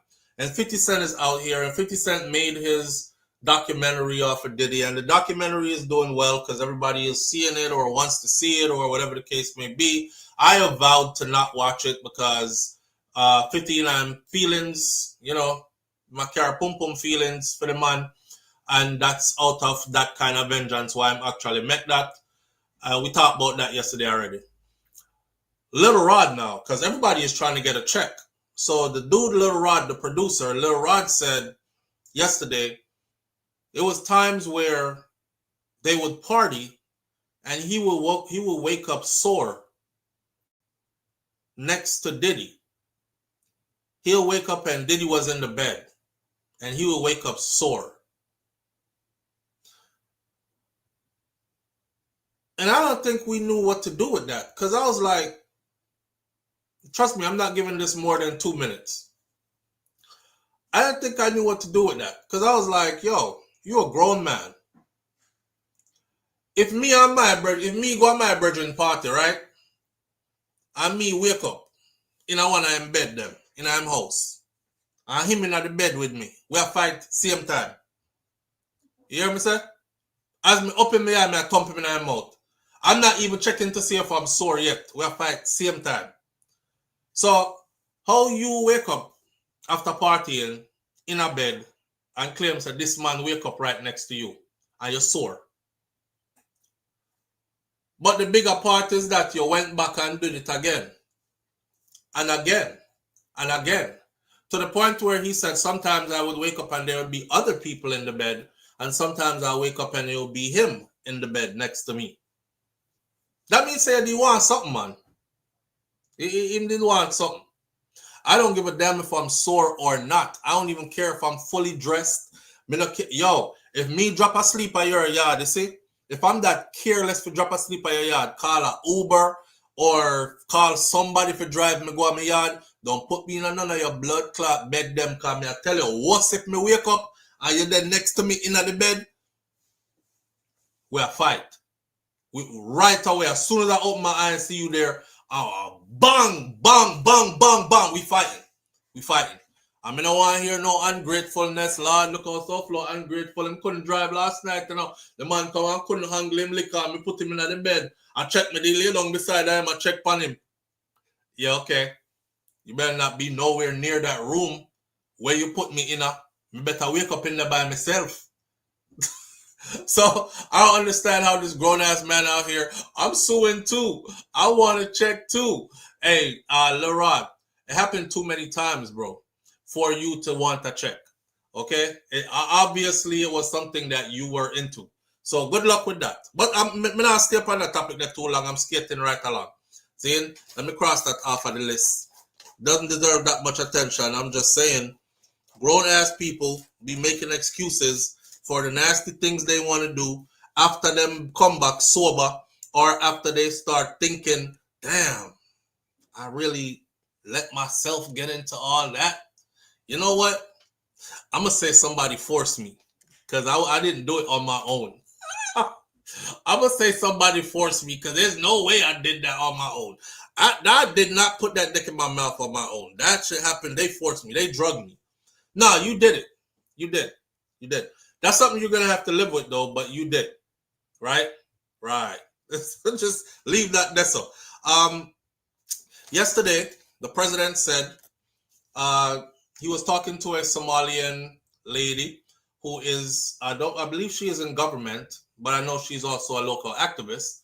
And she was trying to get the president to not end TPS, temporary protective status, for Somalian community. And Donald Trump basically trumped. He said, truthfully, I don't want them here. They're dirty and smelly. Listen, watch where this is going, right? He said they're dirty and smelly. And I know I'm not supposed to say it that way, but they are. And look, let's watch this. I checked the comment section again. Not only the comment section, people started making videos right after the president said it. The fucked up thing is this. When the pardon my language, it's getting late. I'm going to just get loose with the language too. I got to finish the show. There were people saying, yes, and take them fucking Jamaicans with you too. I'm like, how did we get into this? We just pick up a stray just so we over here minding our business. I seen one African-American influencer who was very popular with a huge platform. Yeah, you think the shit that the president just said, we not feeling it? Black American. Played the video, and then he goes, yep, that's exactly how I feel too. And take them fucking Jamaicans with you too. Them and all the other non-blacks that... I was like, yo, what how we reach in at this? Yep, go back to y'all stinking ass country. Y'all always swear Jamaica is so good, yet your ass is over here. If it was so good, you wouldn't be over here. When you over here, shut the fuck up. Don't be talking to us any kind of way, but take your ass back to your country too. Just like the president said, this shit stink. Y'all dirty. Yep, get your ass out of our country. We got too much shit going on, is what he said. We don't need y'all here. We got our own problems. We got too much shit going on. I just want to say to my African-American brothers and sisters, the ones who don't indulge in that fuckery and foolishness, I applaud you. Big up to Uno. Because a lot of you travel to Jamaica. You travel to Jamaica. And I'm sure when you're there, you know what, we fling rock stone off of you and run you down with cutlass. And we have whole heap of gunman, you know, we don't care. But we treat you no good same way. So if you were one of them who come and you understand the culture and you come amongst us and you see us as brother and sister, then we extend that same love. But you see the one of them who keep this thing going, who don't have like, this is what they like kind of thing, y'all the worst. Y'all the worst. The most I could say is it's 2025. We about to be in 2026. This is what we doing. But you know, it was so easy for the president to say that. That means he set the precedence. Because everybody else was like, well, since the president said it, why I can't say it? Take them fucking Jamaicans with you too. Yeah, take them too. And everybody else, all the other ones from the other places. And all that, I still said to myself, the only reason we called it Stray Jamaica is because they couldn't remember anybody else's name to call. So you see that? It worked in our favor and it works against us. They couldn't find nobody else's name to call. The first person they thought about, yeah, and take them Jamaicans with you too. They couldn't think of nobody else to say. Them couldn't say take the Trinidad with you too. They couldn't say take the Grenadans, take those from Antigua and Barbuda with you too. Them said take them fucking Jamaicans with you too. Yeah, y'all go take your ass back to Jamaica. Yeah, y'all dirty and y'all stinky too. And your country need to be cleaned up. Go clean up your own shit. We don't need you here. We got too much shit going on in our own country. My Jamaican people, if you want to see the video with me I talk about, don't take it too serious, all right? And a matter of fact, don't even feed the comment section. Because that's the first thing we do. Go suck your mother. Yo, Dr. Boy, thinking girl. Yeah, let's just leave them with it. All right? Left them with it. Because when we do it, when we feed them, they just come for more and more and more. So just leave it and let it be what it is. All right? Gravitate towards the people who gravitate towards you. Show love to who show love to you. And keep it moving regardless of where they're from. All right? That's how we are going to deal with or leave them with.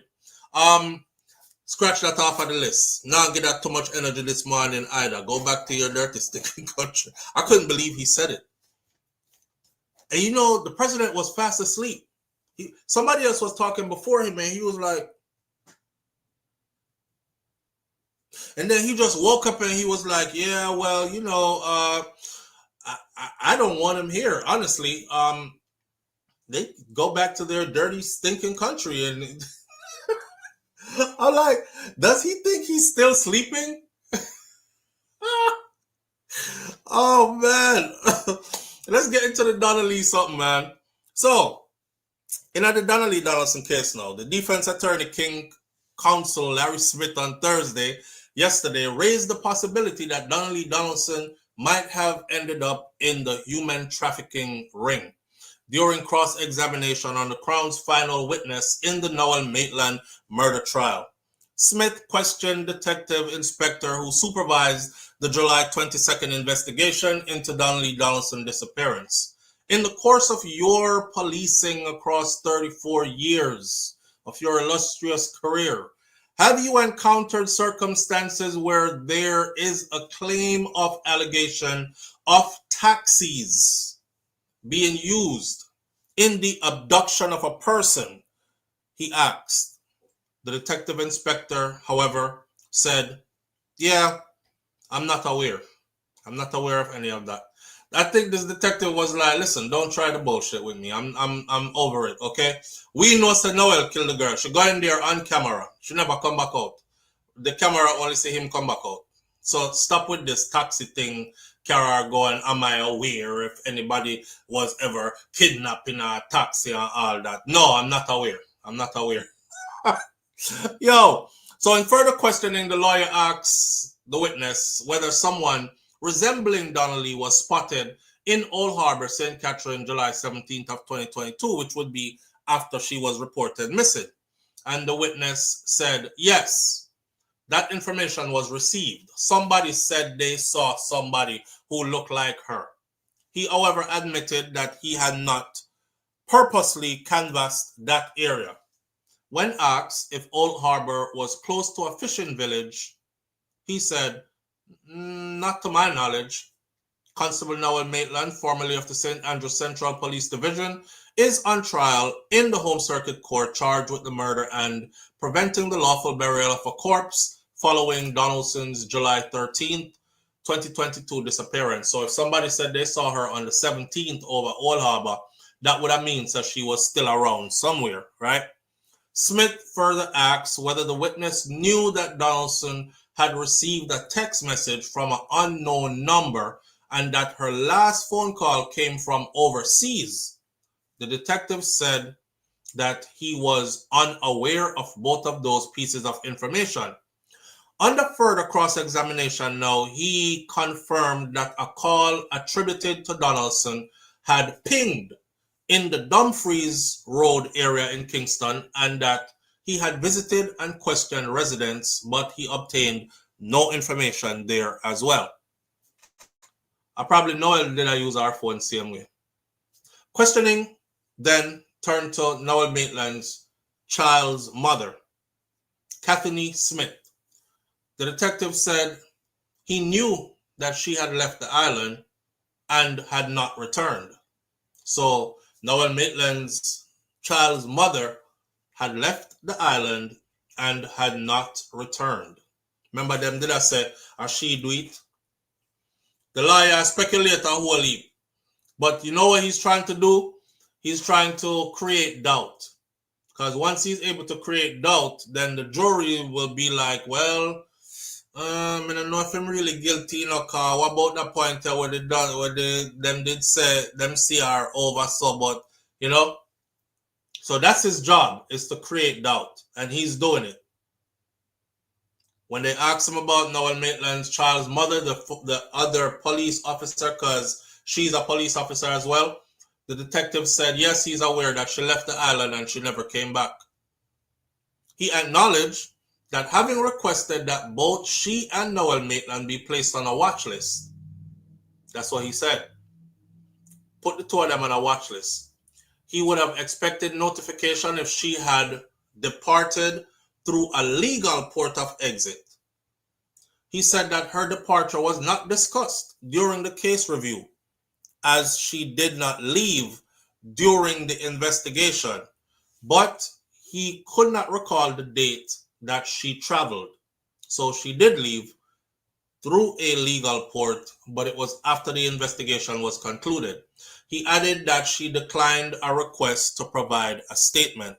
She did not want to provide a statement to police. Earlier testimonies from a senior officer indicated that Smith initially agreed. This is the mother of his child.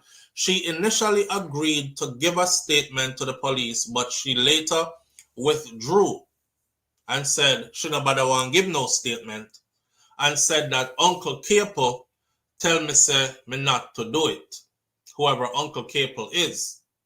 The detective confirmed that Uncle Capel was a district constable and said he had requested the man's phone records after hearing that they were related. So Noel a police, him baby mother a police, him uncle a police that was directing them and telling her, don't give no statement. After she already said, yes, I will give a statement. When him come and said, don't give them no statement, she said, okay, me change my mind. I don't want to give a statement. Why you don't want to give a statement? Uncle Capel said, me not give no statement. So the detective now said, once he heard that Capel was the one that said, don't give no statement, then he also requested that Capel be drawn in for some form of investigation to happen. Donaldson's mother, Sophia Lugg, previously said that she last saw her daughter July 11th of 2022 when Noel Maitland picked her up from her home. Lugg, the mom, last heard from her the next morning after. Donaldson's brother also testified that he saw his sister on FaceTime on July 12th at Noel Maitland's apartment. They asked, how you know say Noel Maitland apartment? Him said, because me and my sister talk before all the time on FaceTime, and I am familiar with the surroundings behind her. That's his apartment. Maitland has said that she left the apartment after they had an argument that day. And she went outside and must have jumped in her car, him don't know who for car, and drive gone about them business. And he just went back to sleep. And that's where that story is. Now, Donna Lee's mom has posted where she said, a beautiful day to y'all, my family, friends and supporters all over the world. Thank each and every one of you who took the time out to stand with me over the last 3 years and still standing with me. Victory is at hand. Story coming to bump now. I don't know how I do it, but I did. I have kept the faith and fighting for my baby girl to the end. I will not stop.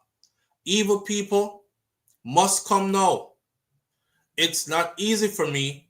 I have a lot to say, but just waiting on the right time. Oh, how I am missing my baby girl, my love, my best friend. Please continue to support and stand with me, and blessings to y'all. She recently posted that on what looks like an Instagram post as well. So the mom is saying victory is close by.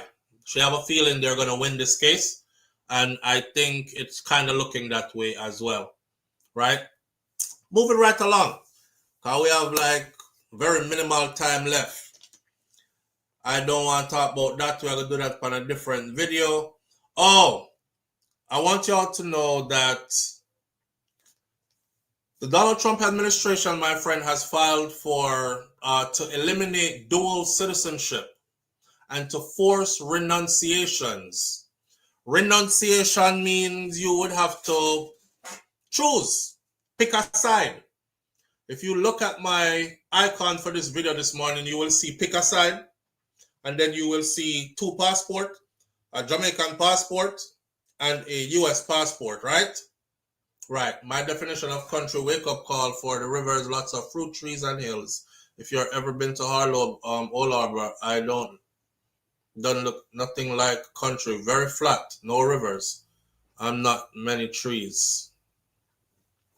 All right, so this is what's going on with that. For those of you who are dual citizens and you might not have known this, a Republican senator has introduced a bill to ban Americans from holding dual citizenship in the latest attempt by the right to attack immigrants and tighten the rules around what is permissible with regards to having American citizenship. Senator Bernie Moreno, a Republican from Ohio, introduced the legislation entitled the Exclusive Citizenship Act. The Exclusive Citizenship Act. On Tuesday, the bill makes the sweeping assertion that people with foreign citizenship may have conflict of interest and divided loyalties. We don't want no disloyal people in the United States of America, he said. So let's get to where people make a choice. So under the bill, anyone who acquires foreign citizenship would be forced to relinquish their U.S. citizenship, and anyone who already holds foreign citizenship would have to submit a written renunciation of their U.S. citizenship or foreign citizenship to the government within 1 year if this passes. Those who didn't comply would be assumed to have renounced their U.S. citizenship. Therefore, you would no longer be a U.S. citizen. Anyone who relinquished their U.S. citizenship would be treated as an alien for the purpose of immigration laws, is what the bill says. This legislation also directs the Secretary of State to establish a database on Americans who carry multiple citizenships. Being an American citizen is an honor and a privilege, he said. And if you want to be an American, it's all or nothing. It's time to end dual citizenship for good. I'm just telling y'all to be on the lookout for this one. The legislation faces a long odds of passing. Many prominent Americans hold dual citizenship, including the First Lady Melania Trump, who is a dual citizen with Slovenia. There are few statistics on how many Americans hold dual citizenship, but significant proportions of the U.S. population is made up of immigrants. A growing number of Americans are seeking dual citizenship in order to have a safe place to flee to from the U.S. increasing fascism. The legalization is problematic for numerous reasons, ranging from the logistical to the ideological. American Immigration Council Senior Fellow Aaron Reichlin Melnick pointed out that many Americans would be unable to comply with the order even if they wanted to renounce their foreign citizenship. To note just one of the many problems with this idea, there are multiple countries out there that do not permit you to relinquish citizenship. And some of those countries also have what's called jus sanguinis, law that makes someone a citizen even if they were born somewhere else and never left. That's what he said, referring to a law that confers citizenship based on the citizenship of someone's parents. There are countries out there that are like that. So whether you denounce it or not, you're still a citizen of there. Supposed test of loyalty is what this is called. Have a sordid history in the U.S. during World War II. U.S. authorities suspected that all Japanese Americans to have dual loyalties and incarcerated them in squalid camps where they were issued what's called a loyalty questionnaire. One of the questions, for instance, asked incarcerated people if they would swear unqualified allegiance to the United States of America and forswear any form of allegiance to the Japanese emperor or any other foreign government. As historians have documented, those who answered this and other questions incorrectly, they were labeled as disloyal and they were segregated, with some of them were immediately deported to Japan. This happened right here in the United States of America. Republican Randy Fine, a Republican from Florida, who is infamous for his vehement defenses of them people there, had previously introduced legislations to bar people with dual citizenship from serving in Congress. Now the Trump administration has threatened numerous times to take away American citizenship. On Sunday, President Donald Trump said that he would absolutely move to denaturalize supposed criminals naturalized under President Joe Biden. If I have the power to do it, I will do it. Taking away citizenship is a constrained process, and citizenship is typically only forcibly taken away by judicial action. The Supreme Court has established dual citizenship as a continuational right in previous orders. However, the Trump administration is currently trying to vastly restrict citizenship requirements in the U.S., including in its executive orders to end birthright citizenship that's currently pending a response from the Supreme Court. So, to end birthright citizenship is still before the courts. They're still arguing it, and he's still working on trying to get it to go through. And now, to add to that, will be ending dual citizenship as well. Just an update, immigration, U.S. immigration update for you. Take that with a grain of salt. If you're not affected, you're not. And if you are, then I don't know if you tell us that.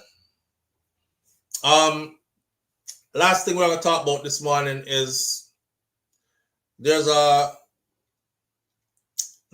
a dancehall clash thing going on right now where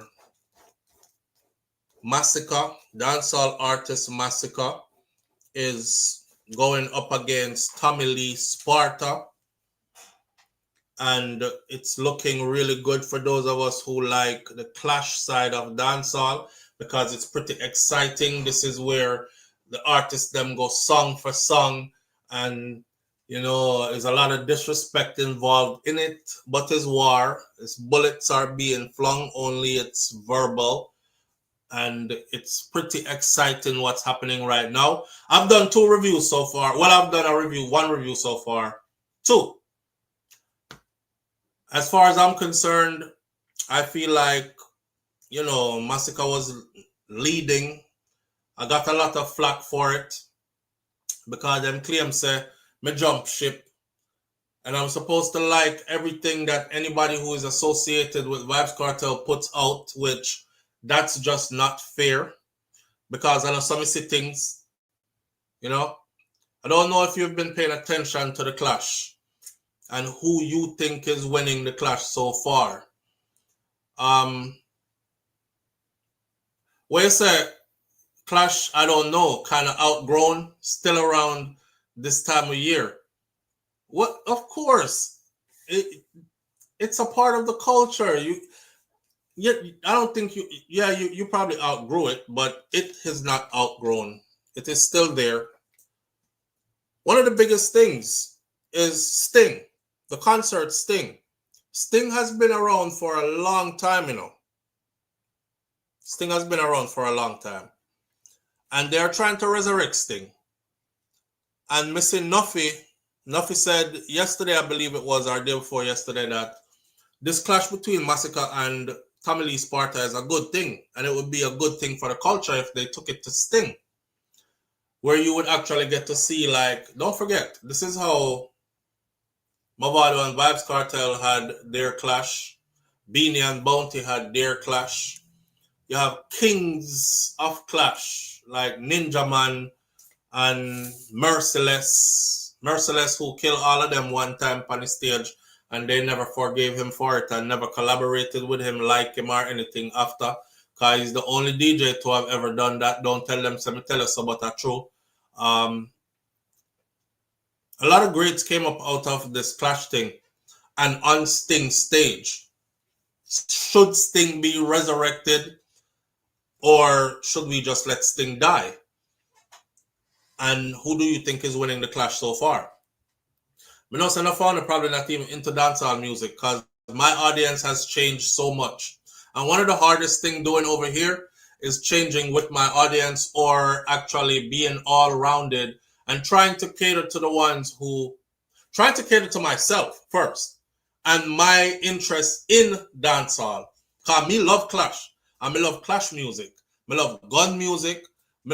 But A lot of people are like, oh my God, SouFlo, I don't even listen to that type of stuff. Why do you even listen to that type? It is so non-progressive and it's so violent and disrespectful. And okay, I don't choose to be one of those kind of people. I don't choose to tighten my tie and, you know, wax philosophical for everything. There must be some kind of outlet in life. And my outlet is there. I listen to some violent music sometime and some bus gun music and them kind of something there. I told y'all before, when I'm traveling, I'm doing long road trips and stuff, I let that stuff play. If I got business to go tend to, them kind of music that get me aggressive, like, yo, me have to step on it. You know what I'm saying? Man, I mash road, me I gotta handle my business like a real warrior and these kind of things. I'm not going there to kill anybody because I show up and end up being corporate anyways, but it's just on my way to it. I use it for different motivation. You know what I mean? It's just like the nurse who listened to skin on me boom boom, on the body me a wine and a boom boom boom boom boom. That's how she is right in the parking lot. And then she turn off her car engine and put on her name tag and she walks into the hospital and she's like, good morning everybody, how you doing? All right, you know? I know she that all the time, but it's something where break up the monotony and after all day of treating patients and this and running here and there, you jump back in your car on your way home, you know, some more of them music there. Back it up on the dumper truck and she wind off herself all the way home. Understand? So just that we use the music for. I find it so weird even having to explain that to this audience. Anyways, but I'm not going to explain no more. For the people them who are dancehall fanatics over here, just know, say, I am aware that yesterday was Masicka's birthday. Blessed birthday to Masicka. I am more life and more strength, and I am aware that Lee Sparta dropped something called Dearth Day, which is that diss track on his birthday. So Lee never itch. He never said, "Cho, at the man's birthday, I'm gonna get a rest." He answered right back, and they've been going at it back to back with the song them now for a few days. So there has been multiple songs that have been done towards each other. Lee did Control. Masicka answered with Vain. Lee did Destroyer. Masicka answered with Tears. Lee did Dearth Day, which is yesterday. I don't think Masicka has answered yet. I'm waiting for Masicka to answer before I do a review. And maybe I shouldn't, because I'm now realizing that Dearth Day is actually a reply to Tears. So it makes no sense to wait. However, Masicka answer with next, Lee have to go answer that after. It's a very interesting war. A very interesting war going. And I think these two giants, well, Lee is definitely an established artist and a giant. And Masicka is definitely buzzing right now. You know, he has fought and clawed his way to where he's at, and him deserving respect for which part him there. I never liked the disrespecting the other day though, when Vybz Kartel was getting crowned King of Dancehall, and Masicka had Joshy come out on the stage talking about, me here's a crown I give a boy. Like, he had no respect for him whatsoever. And he didn't check him. If I brought a guest to your house and the guest was disrespectful to you, I would check the guest, because me bring him come at your house. Not true? Right. So true, him never check him now. A lot of people have him up feet because a lot of people are saying that a cartel give Masicka his buzz. Because my dogs them have to live. Oh, my dog them have to live. That's the biggest song that Masicka have to this day, where a cartel give him the forward. Just like how people don't know, this cartel give Shensi a fair forward. You just a throw 6 like Ludi. That is what you're doing. And him do that from behind bars. You know what I mean? So to see them turn enemies now, are not enemies per se, but he's going for the crown. Masicka is going for the crown. He's gunning for it. And people are responding. Lee take it up on himself to go fight him. Because Cartel say him done with them kind of song there. And the whole Gaza roll out. I think Black Rhino is lined up. I hear Sean Storm do a song yesterday. And it's just, it's getting that way. It's getting that way. As far as the resurrection of Sting, or these two artists being on Sting, I hate to say it. I would love to see Sting resurrected, but I think Sting burnt its bridges. Now, mind you, Sting is now under the younger Leng. But the younger Leng look like him can't rub out what the older Leng did and the track record that was set. So the artists them now, of course, they're going to be wanting their money up front. They're going to want their money up front. And if you can't pay the money up front, them not perform for you. Because that I've heard that is one of the big disputes that them used to pay a down payment, get artists to perform. They're supposed to pay them the rest of their money and then them bad them up instead and pay them the rest of their money. And that can't go on again, right? The young artists, them that you used to bad up, they're giants in the game now. So that's why your thing has suffered now over Sting. But if Sting can come up with the money and put Lee Sparta up on a stage with Masicka, I think Sting would have a sting this year. I'm saying, if they can come up with the money and put Lee Sparta on a stage with Masicka, I don't know how much money this would take, but I'm thinking both artists are ready to go at it. Lee, Masicka on a stage of Sting, the place would have packed. The place would have packed. Masicka has a big following. Lee has a big following. The place would have packed. You know, I didn't know it's a problem then, you know. When Masicka came out on the stage and in Montego Bay and said, I him run mobile. And I said, wow, which part Lee there? Because everybody knows that Lee them place that, right? I him run mobile. I said, uh-oh. But now see that? So I think that's what we're looking forward to. So Mr. Leng, young Leng, tell your old Leng, tell your father to stay out tight because nobody don't like him. I know it don't sound good, but obviously they don't like him because they won't do you all a favor to save your life. And it's based on the track record that or the relationships that your father built over the years. You have put a fresh face on the dynasty. You have to go deal with it to where your father not doing no media rounds. You saw what happened the last time, right? When him come out and talk about cartel better stay in my lane or don't cross in my lane and December time and my time and all that. You saw what happened? Sting crash. Never happened. So just tell your daddy, stay far from it. You do it. I don't know how you're going to secure the funds. I don't know how rich you know is. I don't know any personal business like that, or you might can get a couple of investors to invest some money. But if you can get Lee and Masicka on the same stage for war, you will have yourself a stellar Sting. A stellar Sting. We're going to leave it right us this morning. Manners and respect to everybody tuning in. I appreciate you greatly. Thank you for being here. It's the weekend. Go out and enjoy yourself. Or stay in and be with people who love you. Surround yourself with people who actually really love you. If you can't tell who love you and don't love you, be by yourself. Nothing wrong with that. Learn to love yourself. If you can't love yourself, you can't love nobody else. There's a thing about loving yourself. When you love yourself, you just won't accept certain things. And you won't do certain things to others either. That's why them say anybody who don't love themselves can never love anybody else. Right? Self-love. The best love. With that said, shout out to all the people tuning in. I'll take no call at last minute. Shout out to all the people tuning in. Big up on yourself. I appreciate you greatly again. My granny Miss Ruby said, be good. If you can't be good, be careful. But it is best to be good. And my grandfather, Mas Clevey, who is right beside her, said, I will see you tomorrow if God spare life. Knowing no matter how big you think you are, powerful you are, money and material things you have or whatever, you can't take tomorrow and give it to nobody. You don't have that power, and you never will. Only God.